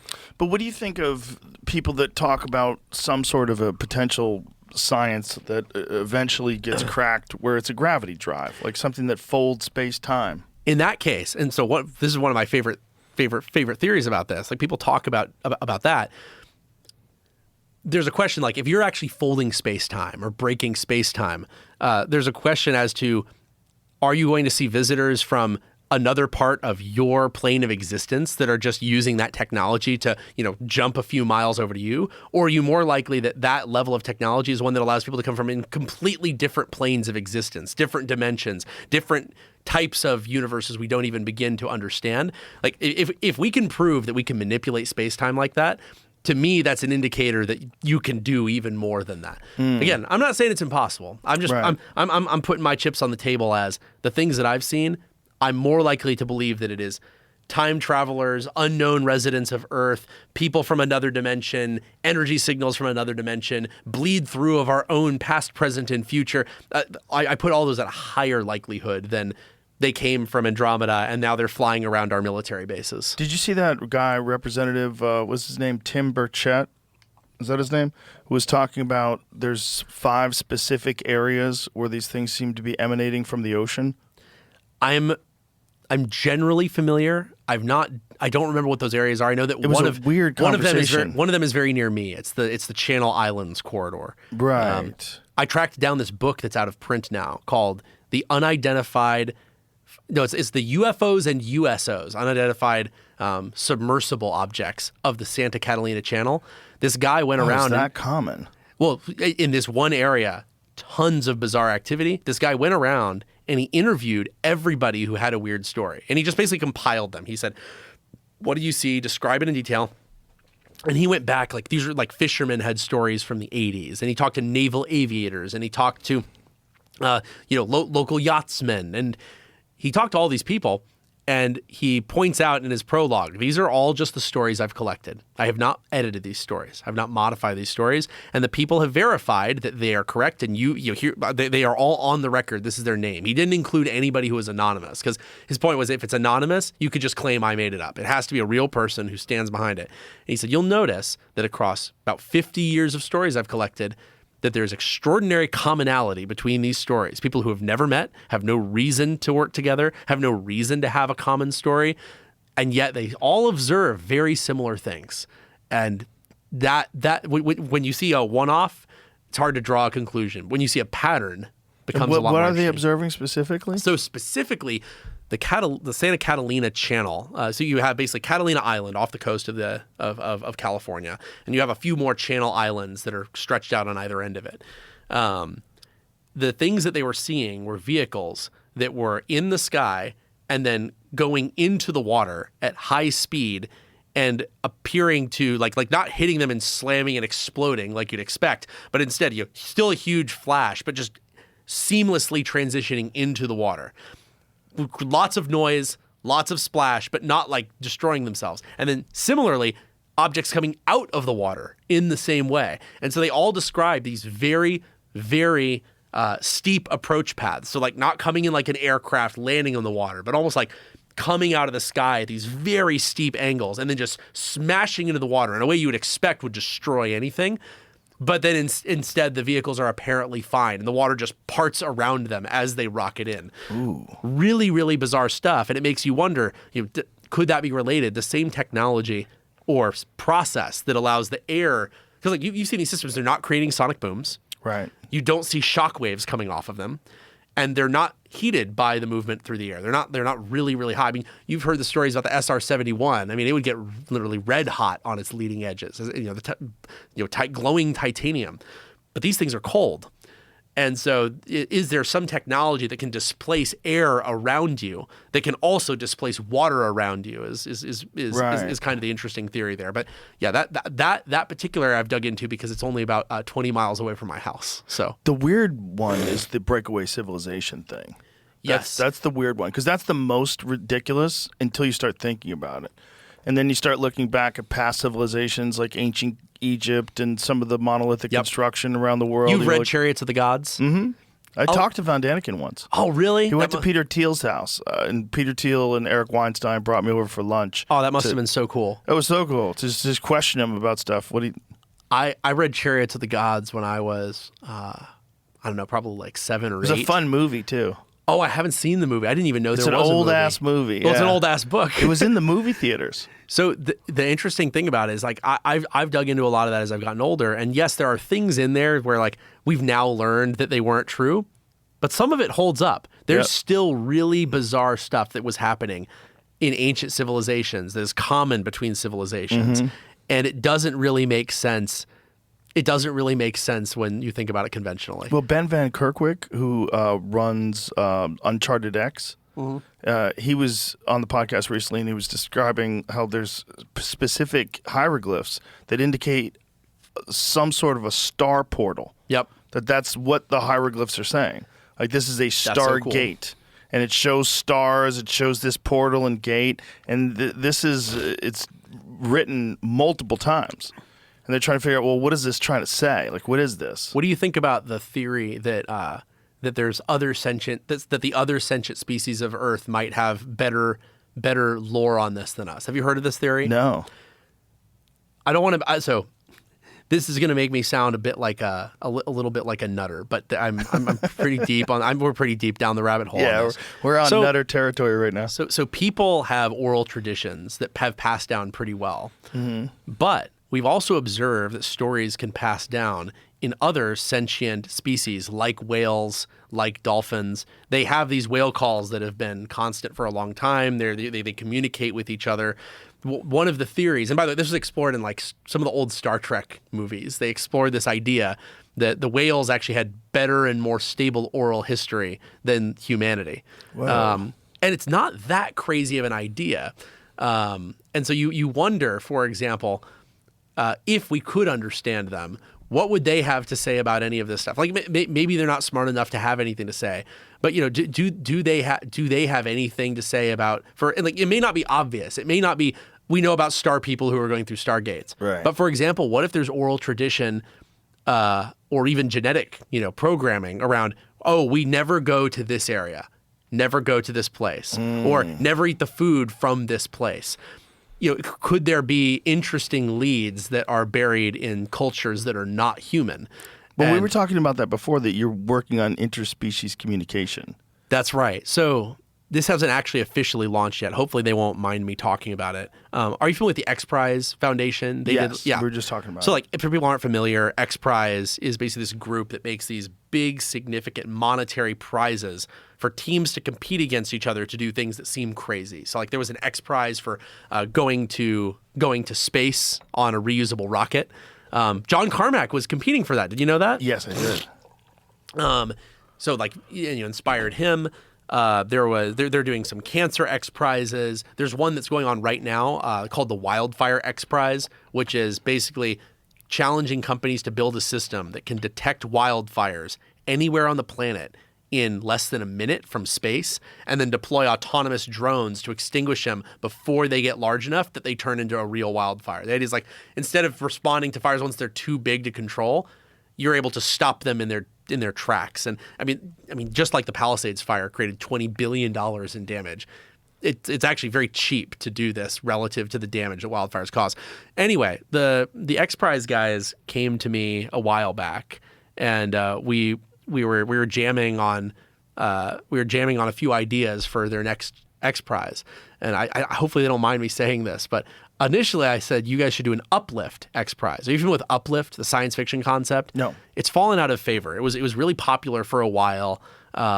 There was an Uplift trilogy written by, I can't remember the guy's name, but it was he wrote a whole book about non-human consciousnesses. Like there were in his book, there's like plasma consciousnesses in the sun. Like you probably heard these crazy ideas of like intelligent beings that live in the sun. But one of the main thrust of Uplift is taking species that are not sentient and lifting them up to the level of sentience and beyond. So like, can you take a dog and teach it to talk by genetically modifying it to make it smarter? Can you take whales and pass them up? And by the way, the Uplift trilogy, they also explored this idea, like Star Trek, of the whales having an oral tradition that was more stable than humanity's, and actually having like a lot of information that was concealed from man until they uplifted those species. And I've always thought that was really interesting. And so I went to the X Prize and said, I want you guys to do an Uplift X Prize. First person to modify an animal to be smarter than a person. And they actually said, that's too crazy. That's X Prize is trying to push the future, but for a variety of honestly quite good reasons. They said this is not quite our jam. But one we are working towards is an interspecies communication X Prize. And it's a prize and I think that with modern AI advances, this is going to be a lot more possible to gather large amounts of data, reason about it, and figure out the vocabulary and grammar of these species. the idea is it's the first team that can meet species where they are and communicate with them in a repeatable, verifiable way. This isn't teaching a dog to, say yes when you say go. Do you want to eat? Exactly. No, this is bi-directional communication, objective, verifiable, deterministic, predictable.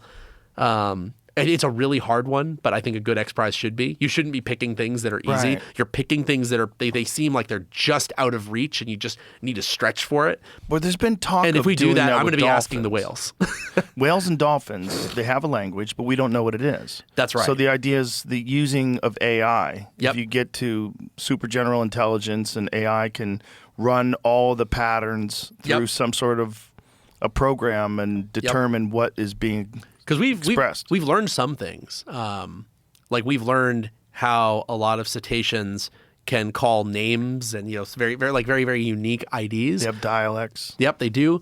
But we are so far away from cracking the code, right? Isn't that like nuts? I mean, isn't it crazy that we can crack basically any cipher, any crypto code? Mm-hmm. We can translate languages basically from scratch if we get a few words. Right, that we Rosetta can- Stone. Exactly. And we have no idea how it works. And I don't mean like we don't know the words, but we know there are words. It's like there's weird things where they're like communicating via ultrasound with each other. And we think that like one is emitting and another is receiving and emitting. And then maybe there's information in the phase difference between those two, right? Like they might be this is where the theory of acoustic holograms as a primary means of cetacean communication from. I don't believe in that anymore. I think that wasn't quite right.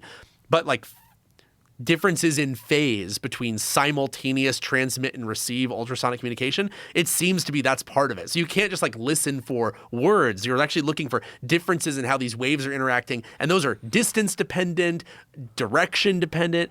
We've got a lot of work cut out for us to understand animals. That is so wild. You're familiar with Alex, the African gray parrot? No. Oh, you've got to look into this. I mean, maybe you could even get one of his trainers on the show. So Alex, the African gray parrots are probably the smartest bird. Definitely one of the smartest animals. Right up there with crows or ravens? Smarter. They're very, very smart. They can talk. They can reason. Alex the parrot was a uniquely smart African gray parrot.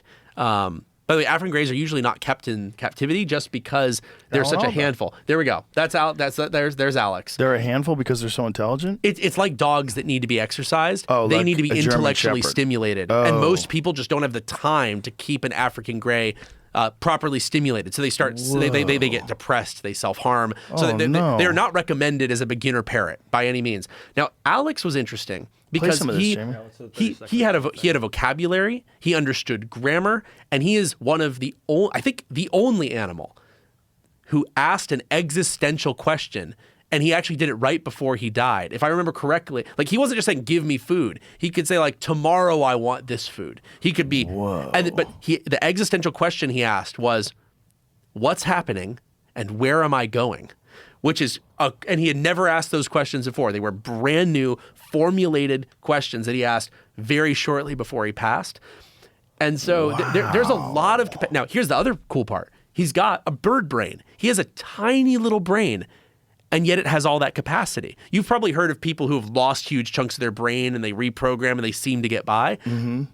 Parrots like Alex suggest that you can get by with very little brain if it's oriented correctly. So imagine if I took a species like an African gray and I modified certain elements of its genetic code to cause its brain to be somewhat larger, somewhat more glucose consuming, so it has more energy, and then also to have more folds. They're very smooth brained. What if I could have, we know that folded brain tissue and the high density that it creates on the neuronal surface is very good for intelligence. Like, could you make an African gray that is able to have a normal human level conversation? I think it's actually very close to that. Wow. So this is one of those. How many? Come on, can you tell me how many?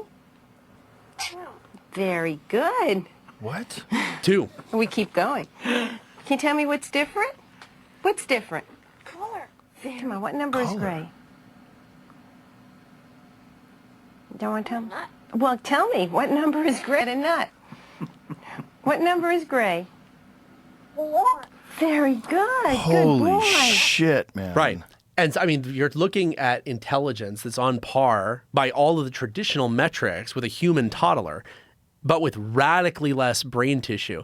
And but also radically less body to control. That's true. And also a lot of like semi-autonomy. Like you know how some animals have more of their nervous system distributed. Like octopuses have autonomy in their muscles. It's actually similar for a lot of animals. And so one of the reasons I've always found AI so interesting is not just what we can do with AI, but learning how, like building a thinking system from scratch. I'm thinking will help us understand how other systems think. Like there's never been an economic motive to really dig into how to understand how the brain fundamentally works. Like people, I know there's people who are listening who probably think that's crazy. They say, Palmer, people want to cure brain cancer. They want to help with Alzheimer's. There's a difference between preserving brain function and truly understanding how the brain works. And yes, there's research labs here and there, but Google's never been funding them to the tune of tens of billions, right? Meta's never been funding them to the tune of hundreds of billions. AI is the first time that humanity has ever dedicated a huge amount of resources to understanding what thought is, how to make it synthetically, and how to make it better. And we're going to make a lot of mistakes along the way, but I think that understanding how to make synthetic brains via AI is going to teach us how to make parrots like Alex a lot smarter too. Well, when you start talking about stuff like this, and you start talking about genetically engineering an animal to be as intelligent or more intelligent than a human, it brings me to the weirder theory about human evolution. Sure. That we're a product of accelerated evolution, and that some superior intelligence would do exactly what you're saying. That's my favorite part about Uplift, is that if you can prove that it works, you open up a whole avenue of theories that have been treated as crazy. Like right now, if you like what you just said about augmented evolution of humans, it's a crazy person thing, right? Like, but if we are literally sitting there talking to our dogs, and you're like, isn't it going to be like, who could think that's a crazy theory to say? Well, I mean, we did it. The moment that we had technology that was capable, we did it. Wouldn't probably any species do that? Like, doesn't that suggest that when you get smart enough, you want to make things somewhat in your own image? It gets back to Skynet earlier, If we make animals more into our own image, is it really crazy to think that we are the result of something like that? And actually, so I'm a religious person. I'm a Christian. And I feel like what you see where God was created, or man was created in God's image, I feel like it's reflected in our desire to create things in our own image. And so I think there's a beautiful symmetry there. If we're doing it, it's actually easier for people to believe, I think, that it happened to us. It's easier for people to believe that we have a creator who wanted to create something in his own image when we are doing the same. Well, also just the sentiment that you were discussing of taking an animal and making it more intelligent. If we found a planet, let's say we get to, a couple thousand years of technological evolution past where we're at now, and we can travel to other galaxies, and we find primates. Yeah. And we're like, well, they're on the way. They're on the way, but they need like 300 million years before they get to where we are. We wouldn't want to wait. Why would we wait? I mean, maybe that's just a seeding process. Maybe that's something that happens all throughout the universe where these, intelligence farmers just drop seeds in various areas, just take animals, manipulate them, turn them into something that's superior and that has a lust for innovation, which is one of the weirder things about us. We were talking about this last night at the mothership. We were on the green room. We were talking about like one thing that human beings share in common with everything we do. Everyone's trying to make the best version of everything. Yes. And better versions. Whether it's sports, the athletes of today are better than the athletes of 20 years ago. Whether it's computers, whether it's televisions, any kind of technology, music, everything wants to be better than anything before. So we're constantly trying to make better stuff. I would even go beyond. I think it's not even better. It's that we seek novel things. Yes. And humans are programmed to seek novelty, and I think it's clearly been an evolutionarily advantageous trait. Yes. Societies that foster seeking of novel experiences build stronger cultures, stronger technologies. Yep. And then, by the way, the groups that don't seek novelty end up becoming stagnant. Yes. You could even argue that many of the cultures that remain stagnant, like you kind of saw plateauing happen with, for example, a lot of Native American tribes. I think that it was a loss of drive for novelty. And that's not to say that they're a lesser culture, but certainly they were not focused on seeking novel experiences. What's really fascinating when we think about human beings in particular is that people that lived in those tribes did not want to civilize. And that the people that were even captured by Indians, a lot of them wanted to stay. Yep. Because they found that to resonate more with being a human being. Because we had lived so many thousands of years as hunter-gatherers that resonated with your being. It seemed more spiritually in tune with being a human being than living in a city and wearing a suit and I think anyone getting food from a store. Anyone who's ever been on a camping trip understands what you're talking about. Imagine that's your whole life. You can feel it. Yeah. People were not meant to live in There's urban a jungles. Great Vice piece back when Vice was really interesting. It's called Heinmo's Arctic Adventure. And it's this guy who he lives north of the Arctic Circle or near the Arctic Circle. And he has a cabin up there. And he's grandfathered in. And he's been there forever. I think he started working there in the 1970s. This guy, he didn't even know about 9/11 until way later. Someone showed him a picture of what happened. He has a television and VHS tapes and a log cabin and powered by a generator, and all he does is hunt caribou and fish, and he's very intelligent. And so this nerdy reporter from fucking Williamsburg is hanging out with this guy or wherever he's from. And this guy's explaining how this resonates with being a human being. This is a much more satisfying way of living, and I think that this is how people are supposed to live.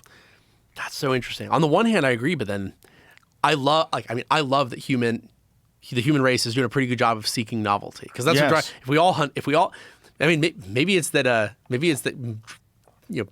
maybe hunting caribou is what makes us happy, but you still need the guy who wants 100%. to go something else. But you also need a singer. You also need a guy who likes to be a carpenter. You need all types of different human beings and different personality traits and different interests to make this whole experiment of civilization work. What do you think about nostalgia?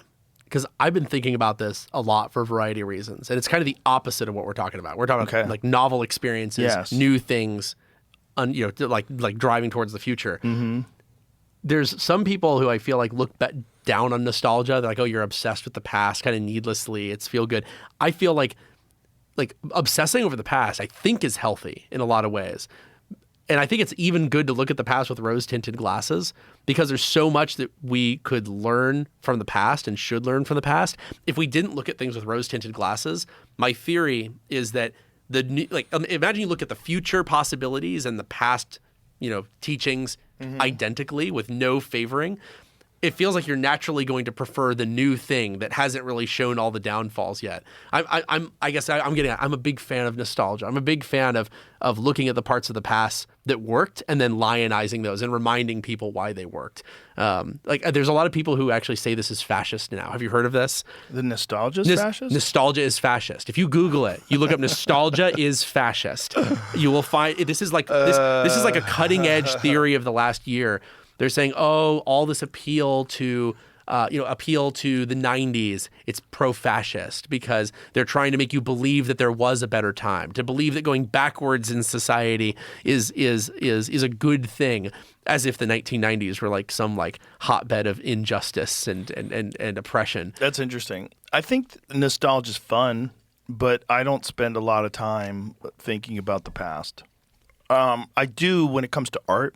I do when it comes to music, and particularly the role of psychedelics in the influence of culture that happened in the 1960s, which I think is the greatest cultural shift of change in recorded history. There's the difference in the 50s and the 60s, just this radical change in the way people saw life and how many people were just exiting normal society, and then how they threw water on that with the passing of the Psychedelics Act in 1970. But I think it seems like things are going in a different direction. So just so you know, I'm straight edge. I don't use any drugs. I didn't drink alcohol till very recently. I just had my first kid. He's a year old. And you started drinking? Yeah. As soon as you had a kid? Yeah. No, it was lit, my whole life. No drinking, no nicotine, no caffeine, no alcohol, no drugs. Yeah, I had a kid, and I decided it was time to start drinking. Why is that? Look, you have enough hard nights and hard days taking care of the kid, and you say, I totally get it, man. I totally understand why everyone's having beers on the weekend. There's certainly a place for it. There's certainly a place for it. But I'm curious, why nostalgia in art? I'm not disagreeing, actually. I showed you earlier. Well, I'm completely fascinated with the 1960s in terms of I'm a huge fan of 1960s automobiles. Yep. I What year were you born? 67. Okay, interesting. Yeah. When I was a kid in high school, I was in high school in the 1980s. So I went to high school, first year was 81, which is not that far away from 1970, right? Like that's 11 years. Like an 11-year-old car, if you had a 2016 Toyota, it looks exactly like a 2025 Toyota. There's not much difference at all. You would have to be like a car nut to notice the difference.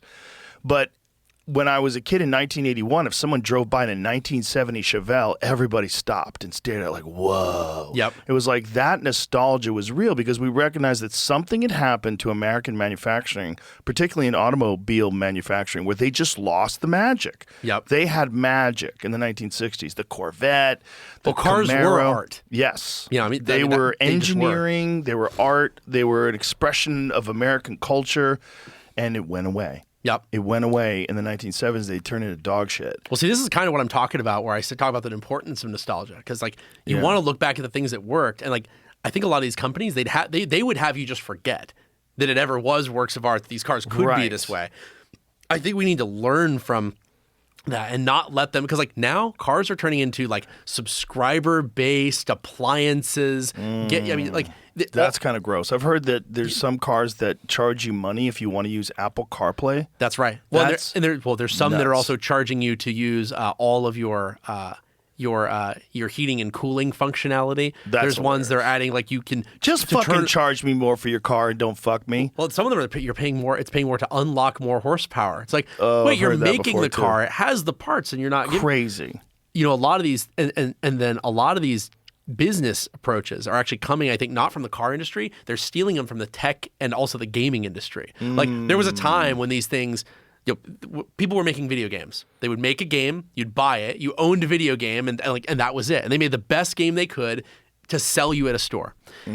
And these days, they're making games and also a lot of apps into these subscription experiences. You have to keep paying money. They're making content that's just farmed to keep you hooked on the drip continuously. Yeah. You don't see these masterpieces the way that you used to, and that's something I've been super passionate about. It is gross that they do that. They just hook you in because they know you're hooked already. That's right. And so you want the new BMW or whatever the car is. And I'll just pay the monthly. Who gives a fuck? It's just one more subscription that comes out of my auto pay. Yeah. I feel like there needs to be a bit of a concerted pushback from people who remember before we're gone. Yes. Like one of the things that's crazy to me, for you, it's cars, because you grew up during that shift as the industry kind of, to your point, lost something. But I grew up with the Nintendo Game Boy and a lot of these things where it was kind of like the early days of gaming, where it was all these passionate people doing things because they really desperately wanted to. It was before all the bean counters got in. It was before all the regulators got in. It was before the people figured out how to turn it into this. You used to be able to make a game with a dozen people. And of course, you could still do that today. I don't want to romanticize it too much. But you could make a best-selling game back then with a dozen people, and these were all crazy people who could be making more money working in, let's say, farming or industrial manufacturing, and instead they decided to be game programmers. Today, you'll have game teams that are thousands of people, and it's all it's become a very high-paying, high-prestige job. It's just a totally different universe. And it's also a giant business now, right? It's been proven that it's a huge moneymaker. It's totally financialized now. Right. It's optimized by the bean counters. Yeah. How are we going to make $5 billion in profit this year? Right. And the video game industry is bigger than the movie industry, right? It is. And actually, it has been even for a while. I think that happened I want to say it was 6 or 7 years ago that the games industry. I showed you before we came on. I have this knockoff of the Nintendo Game Boy that I made.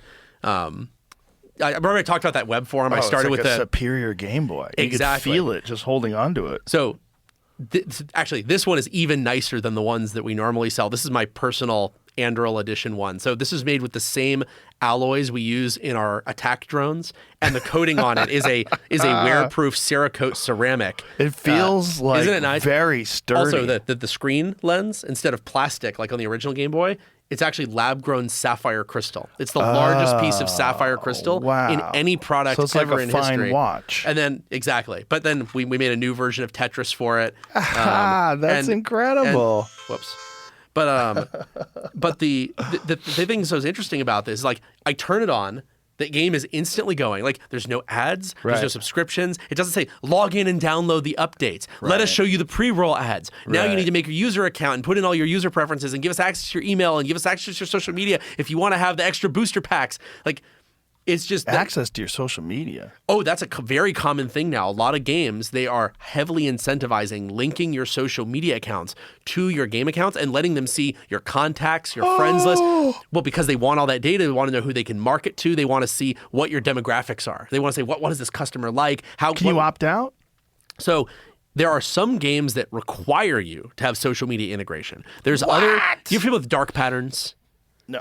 So, like, there are these patterns that exist in social media design and app design that steer you down a particular direction. And so they don't force you to do it. But the average user, unless they're trying to fight their way out of it, is going to do it. So, for example, I'll be logging into a game. I've just downloaded Overwatch 2, and it says you need to log in. You can either go through this extremely convoluted process of creating a new only Overwatch 2 Blizzard account, or you can click the button that says log in with Google or log in with Facebook. What are 99? Right. And then you click it and it says, to do this, you have to give us permission to see this. And look, you and I care about this stuff because I think we're relics who remember when privacy was a thing and when some things are for yourself.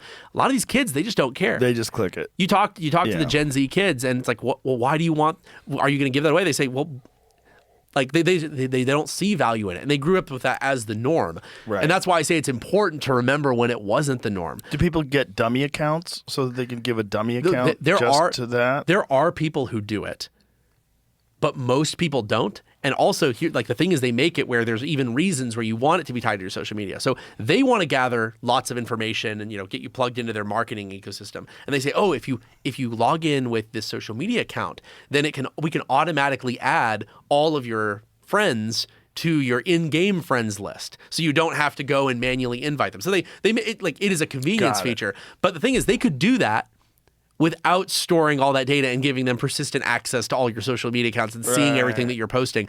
Some of these apps, even you give them permission to post on your behalf. Oh. And what they do is, like, this was innovated kind of by, like, the Farmville stuff. Do you remember Farmville? Mm-hmm. And you had to say, the reason it was so viral is when you would do stuff in Farmville, it would literally post on your wall and say, oh, Palmer just did this. Palmer just visited Joe's farm and helped him do this.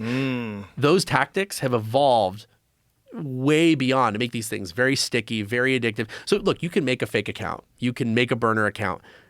And there's like 1% of people who will ever think of doing something like that. And so so for them, it's just about mass. And I wouldn't mind so much if it was just about making money. Like, making money is fine. Like, I'm a believer in the free market generally. I'm a believer in capitalism strongly. But then the problem is you have this combination of capitalism-driven capture efforts combined with people who don't care about making money nearly so much as pushing their particular social ideals. Like, you've probably seen this in Hollywood. You certainly see it in the games industry, where you have people who are joining the industry not because they want to make great games, not even because they want to make money. And I'd say, like, making great games is the best reason. Making money is an acceptable reason. It's because they want to bring about greater equity and representation of people that look like them. And, like, that's fine to have as a thing in the back of your mind, but there's people who are joining where that is what they want to do. And anyone who's against it, they're going to berate them. Anyone in the company who says, I actually think we should make games for our customers, not the people you wish were our customers. Like, let's make games for the guys who buy our games, not the moms you wish were buying our games. And people like that are being ejected out of companies. It's very politically incorrect. There's a question. Well, that's the Bud Light dilemma, right? Exactly. Well, They tried to make Bud Light for people who don't want Bud Light. It's this and make fun of the Bud Light people. It's the mythical audience. It's like it's a Yes. mythical mainstream audience. They say and it's even worse in gaming because they'll say things like, 50% of gamers are stay-at-home moms. And you're like, what? That obviously isn't true. And what it is it's something like there's a lot of stay-at-home moms who've played Candy Crush a few times. And like there's a lot of them. And they're like, therefore, we need to build to that market. Okay, like I don't want to get into a fight over like what a gamer is, but what do you think sounds like a better business plan? To go after the young men primarily who buy a dozen $50 games a year, or the mom who once spent $5 on Candy Crush? Like, and there's kind of, and if you say that, if you put it the way I just put it, they're like, that's so sexist of you. Why don't you want to bring in new audiences? I saw this when I was in Silicon Valley. What I called it was, I said there's too many people who drink Starbucks and not enough who drink Mountain Dew. And you know exactly what I mean when I say that. Like it's been a really bizarre thing to watch in all of these different industries. Yeah, it's a mind virus. It captured universities and then it bled out into corporations. One of my favorite questions to ask people is, starting a company is hard. You'll fail most of the time, even when you don't constrain yourself to trying to change the social system. Like, look, if you could make it where there's all those moms all get into games and it was free, like that'd be great. But it's not. It's a trade-off, right? You have to take resources you would have put on your real customers and put it towards them.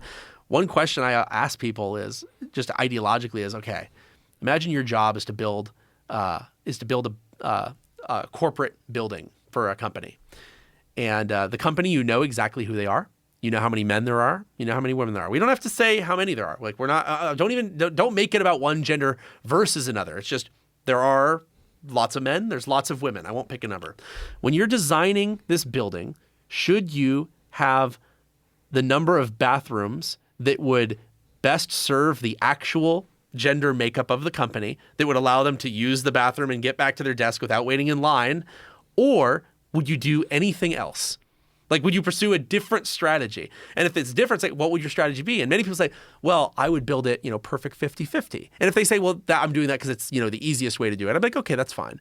But if they say, well, I would hope that I want to create an environment where it should eventually be 50% men and 50% women. I say, okay, so wait, you have a company, 90% men, 10% women. You think the men should have to wait in line 5 times as long at the bathroom because someday that might make more women want to work at this company?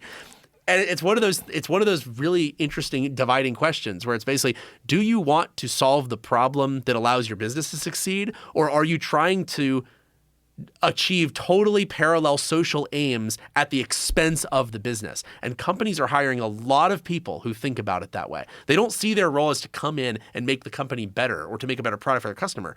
They see it as to come in and affect that change, even if it tanks the company in the process. Have you seen? How did that happen? Dude, I don't know. Where that's common. I think that probably there's a lot of theories. I can give you mine.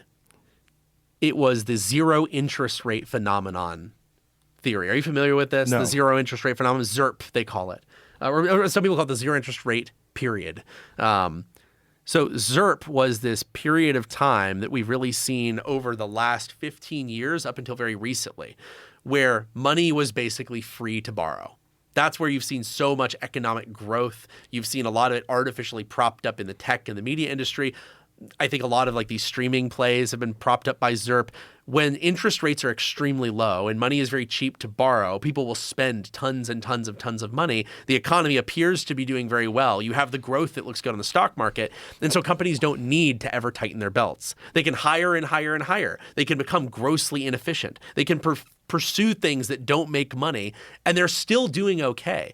And so a lot of these companies, their employees were kind of out of control. You had people coming out of college who believed their job was to change the world by using the money of these corporations. And the corporations didn't push back on it because they would be accused of being bigots and committing hate crimes. And they said, you know what? The stock is going up. Everything's going well. We can just keep doing this. My theory is actually that interest rates going up have been very good for solving this problem. You've seen a lot of layoffs in the tech industry. You've seen a lot of layoffs in the media industry. I think that a lot of those are driven by interest rates rising, money's not free, and now companies have to actually make what people want. Did you see, you probably didn't, but did you happen to see the first quarterly earnings call by the new CEO of Warner Brothers who came in a year or two? He came in a year or two ago, and it was incredible. He had this speech that was exactly what fans wanted to hear and what investors wanted to hear, but his employees were furious. He came on and said, in my tenure, I'm going to pursue something that's a bit novel for Warner Brothers. Instead of making movies that people don't want to see, I'm going to make movies that people do want to see. Instead of making movies that don't make money, instead, we will make movies that do make money. And to do that, we are going to make products that people want, like Batman and Lord of the Rings and Harry Potter. And that is going to be the core of our market success. And like that's what fans want. They're like, oh my God, this is great. They're going to stop making these kind of social justice pieces and make us the things that we actually want. The investors love it because he says they're going to make money. But the people who are angry were all of the college students who joined thinking that they were going to use billions of dollars from Warner Brothers to make their pet art film projects about various oppressed groups. And I think that is happening across the industry. And I think that's a good thing. It's a good adjustment. That makes sense. So speaking of making things. Oh, yeah. Helmet. Bust out the helmet, son. All right. So I'm going to take this off. Okay.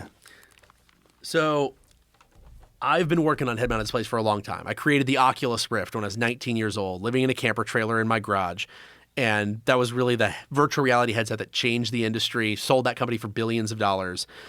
And now that I'm working in the national security space, I've continued to believe that virtual reality, augmented reality is going to be a critical part of our military. So the ability to have night vision, thermal vision, but also the ability to see where all the bad guys are, see where all the good guys are by fusing everyone's view together. Think of it almost like a hive mind. If I'm able to see something, you should be able to see it. If a drone can see it, you should be able to see it. Even if it's on the other side of a building, you should be able to see it and effectively have X-ray vision. And I should be able to command and control all these other systems using this heads-up display interface.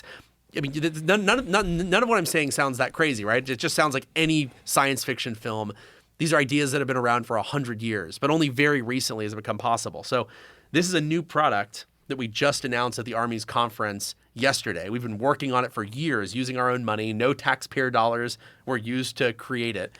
It's called Eagle Eye, and it is an integrated ballistics shell. So you've got a helmet, you've got hearing protection, you've got thermal sensors, night sensors, signals intelligence sensors that allow you to detect where cell phones are, where radios are, see that in your view. It even detects where gunshots are, shows them exactly where they're placed and how far they are. So this is a recreation of it. So this is a video feed of what it is like to use the system. So I've got the helmet on here, and then what I have is this pair of augmented reality glasses. So basically, I can take these glasses and I put them on. These sync with the helmet and with these sensors. So I can, for example, see where my gun is pointing. I can see where every enemy is. I can see where all of my buddies are. I can see, so like there's a view that's coming up here where you're going to notice a drone picks up a guy behind that container over there.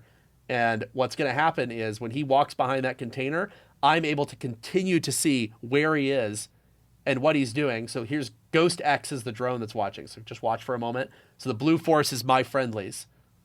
So see that little right-hand corner where it sees behind the containers? Uh-huh. They're tracking where the bad guy is. They're tracking where my guys are. And then watch when they go behind the container. So I can actually see through it and watch. Now they're engaging the guy over there, and he's down. Wow. Imagine a guy's coming over a hill, and I want to engage him. So actually, I'm going to put on the mission shield. There we go. So this is a system that allows everybody to basically be operating as one combined hive mind where you can all share a view of the world. And by the way, this view that I have, it's shared now with all of the robots as well. So anything I see, like let's see I see someone inside of a building, every drone and every person now sees that person where he is. It's so crazy that I was born at the right time to actually get to build all of this stuff. Because you know Robert Heinlein, the science fiction author who did Starship Troopers? Okay. He was literally writing about these ideas of mobile infantry that's wearing mech suits and ballistics prediction, like helmets that show you the bad guys, give you radar feeds, give you night vision, give you thermal vision, the ability to do ballistics targeting, where it calculates where the wind is going to blow you around and where it's going to go.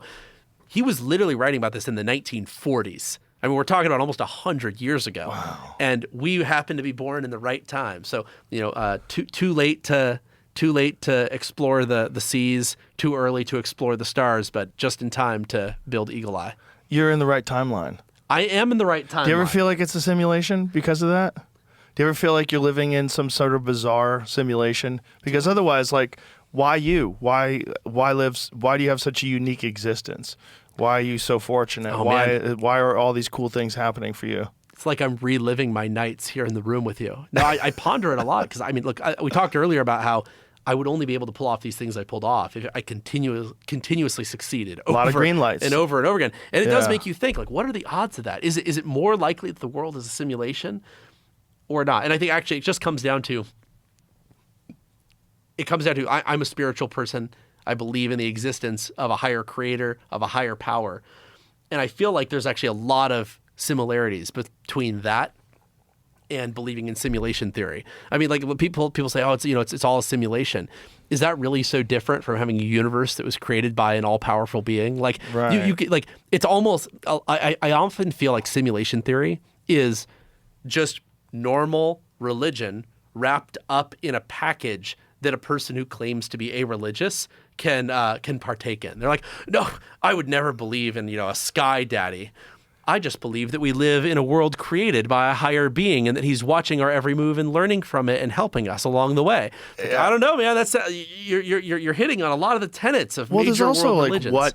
What were they trying to write down when they were writing the initial religious texts? Like, what were they actually describing? When you're talking about something that's an oral tradition let me pop up there we go. I can pop out this. Can I put that on? Yes, absolutely. What are you seeing right now? So right now, nothing. Unfortunately, if I'm going to give you a good demo, we need to go to an area where it's synced up to all the other helmets, and we're in the night. I want to show you the night vision. I like how the ears pop out, though. Yeah, so this is my doing. So I'm a huge weapons enthusiast. I own about 450 guns.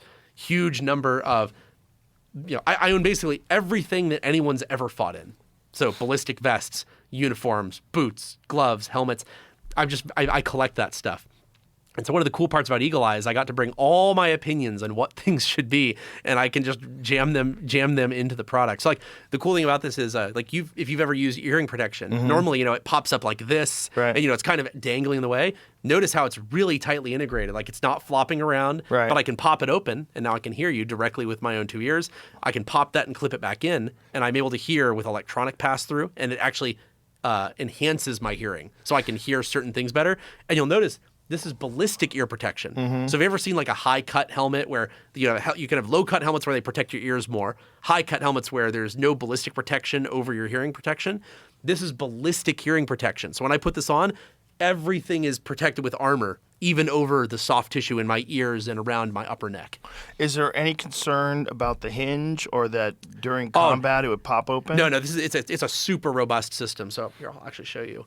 Let me pull off. So these are modular sensor pods at the top. They call them wolf ears. But I can basically swap these even in the field. So I could carry, for example... Right, but that seemed too easy to take off. Magnets, buddy.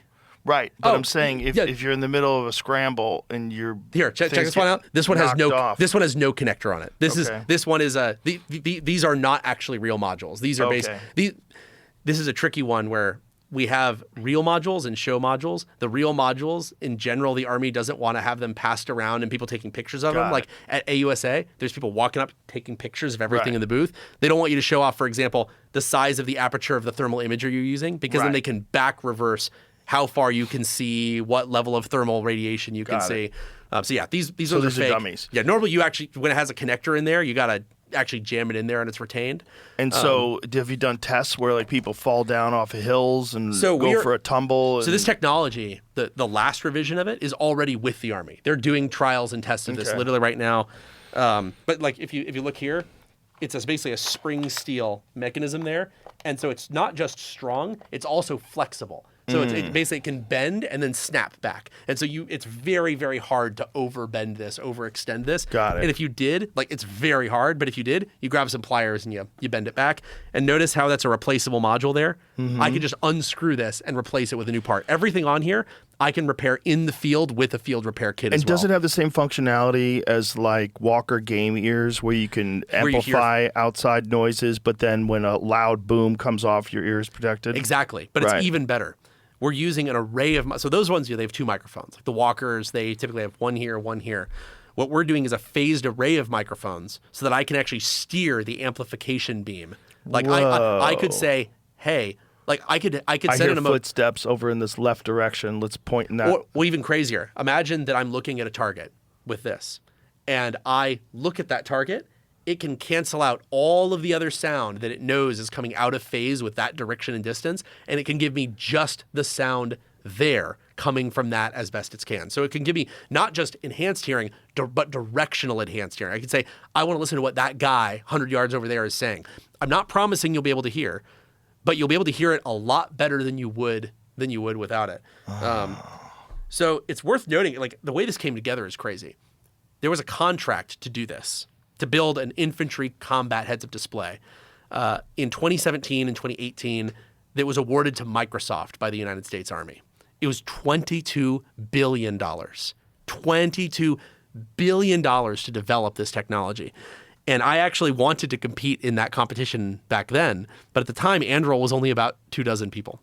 And so it was a competition. Do you remember Magic Leap, the augmented reality? Yeah. It was a competition between Magic Leap and Microsoft. Microsoft ended up winning. I think that's probably good because the guy who was running Magic Leap was not really a fan of the military, and I think it's dangerous to have. Even if you don't, it's fine to not like the military, but you shouldn't have people who don't like the military running the military, right? Like people, and I think you shouldn't have people who are in love with the military regulating the military, right? You know, everyone has their role. Anyway, I was very skeptical of their technology. You remember HoloLens? Mm-hmm. That was Microsoft's like consumer virtual reality, augmented reality effort. Their AR project was adapting that to the military into this product called IVAS. And to make a very, very long story short, it had a lot of problems. Their early hardware was making people sick. It had lag. The night vision wasn't working well. There were soldier evaluation touch points that came out where they were saying, hey, I'll get killed if I wear this. Microsoft invested a lot of money trying to make it better, but eventually they ended up killing even their consumer HoloLens division. They just shut everything down. And so the crazy part of this whole story is, starting a few years ago, I started going to Microsoft and saying, hey, will you guys just give me the IVAS program? Like, will you just let me take over? You guys can keep building, Microsoft applications, cloud computing, the stuff you're good at. Let me build the tactical heads-up display hardware. And when I first talked to them years ago, they thought I was nuts. Like, they was almost like insulted. It was like when Microsoft tried to buy Nintendo and they got literally laughed out of the room. And then as time went on, they started to laugh less and less. And eventually they said, hey, remember how you said you wanted to take over IVAS? We would actually love to partner with you on this and let you bring your magic to bear on this problem. And I try to be a humble guy. I don't usually succeed, but I am not humble in this one regard. I believe that I am the world's best head-mounted display designer, bar none. I took the crown with the Oculus Rift. I think I still hold it. And so I was able to kick the program into shape. We built our own hardware, and we've built Eagle Eye over the last couple of years. And it basically solves all the problems that the program had.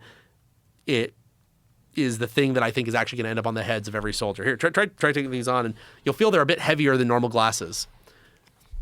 But the other thing about them is that they're also ballistic rated glasses. So you see in the front and then also on the sides. Yeah, so like these can take pieces of frag. So if someone's attacking you with a drone and it blows up, this is going to keep those from going into your orbitals, which is a pretty important function for glasses. And Yeah, I would say so. And What even- is this outside piece so for? yeah, put the glass, try putting the glass back on, see if you can pop that off. You'll notice like that one is actually, yeah, there we go. This one? Perfect. So that's a mission shield.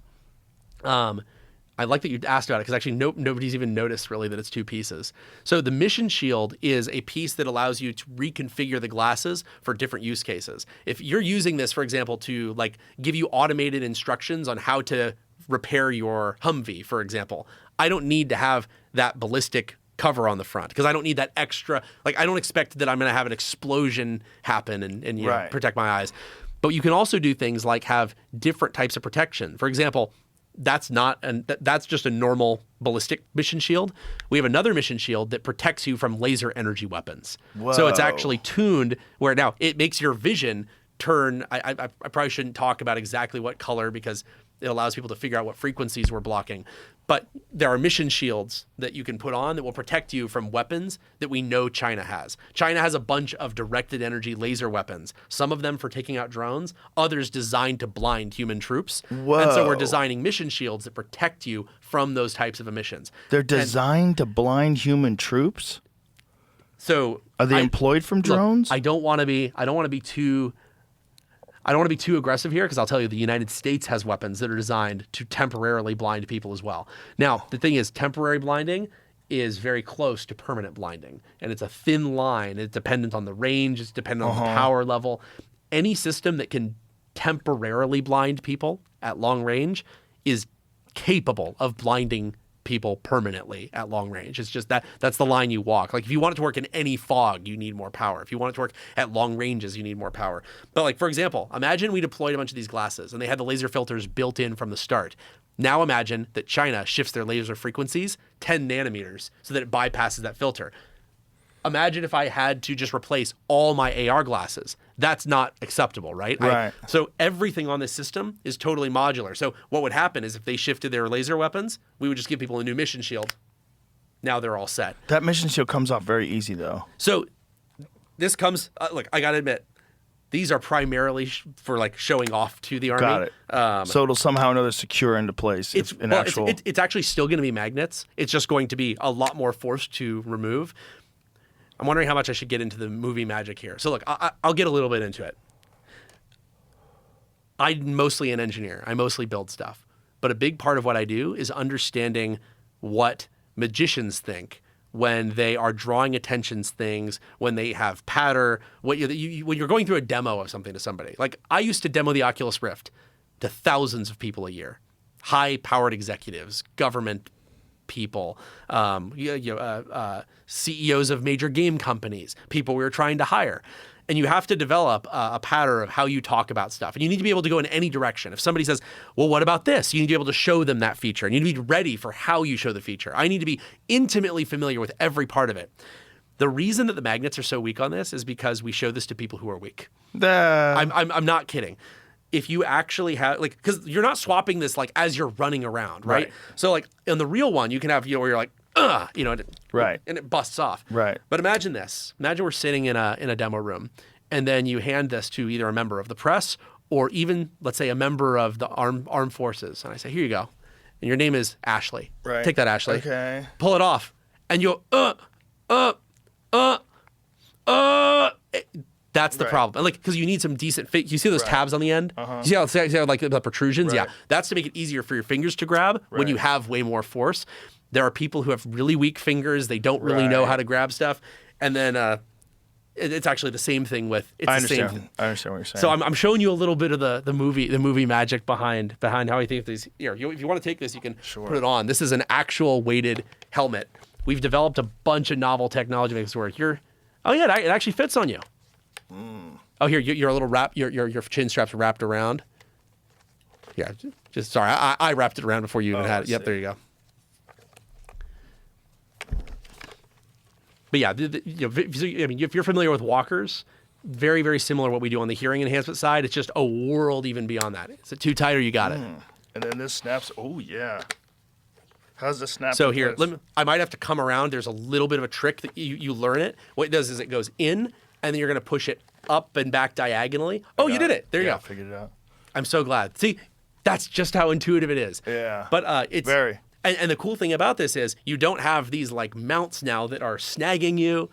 Here, well, you got to put on the glasses too. Oh, yeah. There you go. You don't have the mounts that are snagging you. You don't like. You've used night vision? I have. I mean, it's just, you have this big giant unicorn horn, this Yeah. thing pounding on your chest. Also, it's very unbalanced. Weight that's out here is torquing your neck continuously. Right. And it's annoying when you're standing in place. But if you, let's say, hit a pothole in a Humvee with a big weight on the end of a lever, you destroy your neck. Right. I think it's 20. Oh my God, that can't even be right.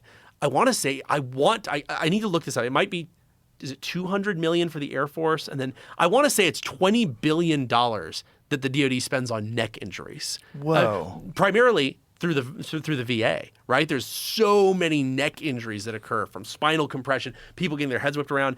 That's why helmets need to be extremely lightweight, tightly integrated, no snag hazards. Like, it's important that you not have, a big giant, Right. bulky thing where I'm going through a doorway Right. and it gets on there and all of a sudden I go, in Right. a weird angle and Right. I'm trying to run through a room. Right. Or like someone's turning and part of their rifle, they're right up on me and it snags on my helmet and pulls me. Like, you've probably seen a lot of people put like big battery packs for their night vision back here. Same thing. It creates a huge snag Right. hazard, like you're sliding down something or sliding over an edge. You clear it, and then the back of your head hits that fence, and you go boom. What's the battery power of something like that? Okay. So this has a tiny battery pack on it. This has 30 minutes of battery life. So what is the lithium ion capacity? Is it lithium ion? So what is it we're- like a cell phone battery? So the battery on here is actually the battery that is in here is basically an emergency reserve. It is not intended to power it most of the time. It is a primary cell chemistry that won't burst into flames. It's basically one-time use. So it's like, think of it like an emergency battery that runs it when your helmet is disconnected from the main battery. The main battery is this. So you ever used ballistic plates before? Yes. So this is a standard geometry, SAPI geometry plate. This Good for rucking. exactly. Got some weight to it. So the cool thing about this is it's a combination battery, computer, and ballistic plate. And so here's the craziest part about this. Normally you would wear a plate and then you would have to wear a battery and a computer. That's how everyone's always done heads-up displays before. And I realize that's crazy because you need that space for other stuff, right? You want to be carrying ammo, you want to be carrying equipment, you want to be carrying grenades or admin stuff. You can't use your most valuable real estate to just carry a battery brick.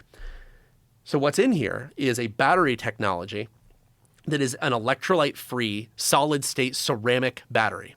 Now, ceramic batteries are not as high energy density as in terms of like they don't have as much energy per pound as the very, very best, like let's say car electric batteries, but they're pretty good ballistic material. And so what I realized is that you, instead of having the weight of a ballistic plate and then the weight of a battery on top, you should combine those two functions. You should make your battery part of your ballistic material stack up so that like, is it the best ballistic material in the world? No. Is it the best battery material in the world? No. But you can have enough of it that it's better than either of those things working separately. Like if I were to try to make a system that was a normal armor plate and then also this much battery, so like you notice we actually got all the power actually labeled right here. So this is 900 watt hour battery. If we were to have a plate and then a battery, it would be like a plate this big and then like another big battery on top. By combining the two, I've made it where I've eliminated something like 10 pounds from the soldier's ruck, which is a huge deal because that's weight I can either keep out of his ruck, or I can just put more shit into it. Of course, what all my buddies in the Army tell me is, Palmer, don't let them take those 10 pounds and give me 10 pounds more shit. These guys are already carrying an insane amount of stuff. And so this is only the start. We're building a bunch of other augments that combine multiple systems into one thing. Like, in fact, this has also got a bunch of radio hardware in it as well. So if you can replace a radio and your batteries and your ballistics and your onboard computer all in one thing, that's pretty cool. But I want to keep doing that. Dude, I this will is note, all so cool. in general, I would recommend using this as your rear plate, not your front plate. So if you've got a rear and a front, the rear is probably the one that you want to put this in, because if you do get shot in the plate, you don't want it to, you're more likely to get shot in the front than the back. And you don't want to get shot and then you lose all of your energy to run all of your sensors and your night vision and everything else. And if you get shot with a plate, it's possible to take that plate and swap it with a fresh one. I mean, look, you're the world's biggest badass if you're able to do that in a firefight. I don't think most people are bad enough to, take a hit right in the chest and then pull out their plate and slap another one in, but it does happen. And so we're generally recommending that people use this as the rear plate to make it less likely to get shot, but fully capable of operating in front plate service. This is amazing stuff, man. Dude, Really I fascinating. love my job. I get to work with I can tell. just the coolest technology on the bleeding edge of all this. And the best part is that the gains, it's not so much in some people, they see these gains and they get to make money off of it. But I do this and I get to have end users telling me, Palmer, this is how you saved our unit's life. Palmer, this is how your technology protected our base. Palmer, people would be dead in this particular building if you had not developed the technology that you did. That is the most rewarding thing that you can do. At least it's the most rewarding thing that I've ever done. It's a really cool set of problems. And I highly encourage people who are really smart to look at doing this stuff, because some people, they say, oh, I don't want to work on weapons. It's ethically fraught. And the point I make to them is that this is, whether you like it or not, we need some form of weapons, right? We're not going to disarm the entire world. There are bad guys out there. We need to have something. And if you are worried about the ethics of weapons, it's actually even more important that you work on them, because there's no moral high ground in outsourcing that work to people who are less ethical and less competent than you. If you think you're a competent person and you think you're an ethical person, you almost have a responsibility to care about these and arguably to work on them. So that's the way that I look at it. Well, it's cool as fuck, and I'm glad you're making it, man. And I really enjoyed this conversation. I'm really glad we did this. This is a lot of fun. So much fun. I've got to get you out sometime. I would love to the range, because we've got a test range where We'll- we can we'll actually hook put that you up. in. 100%. We'll give you a rifle. You'll be able to Okay. mark targets. And Let's fucking go. That's Let's do awesome. it. Let's do it. Thank you very much. It Thank was really you. fun. Thanks for being here. All right. Bye, everybody.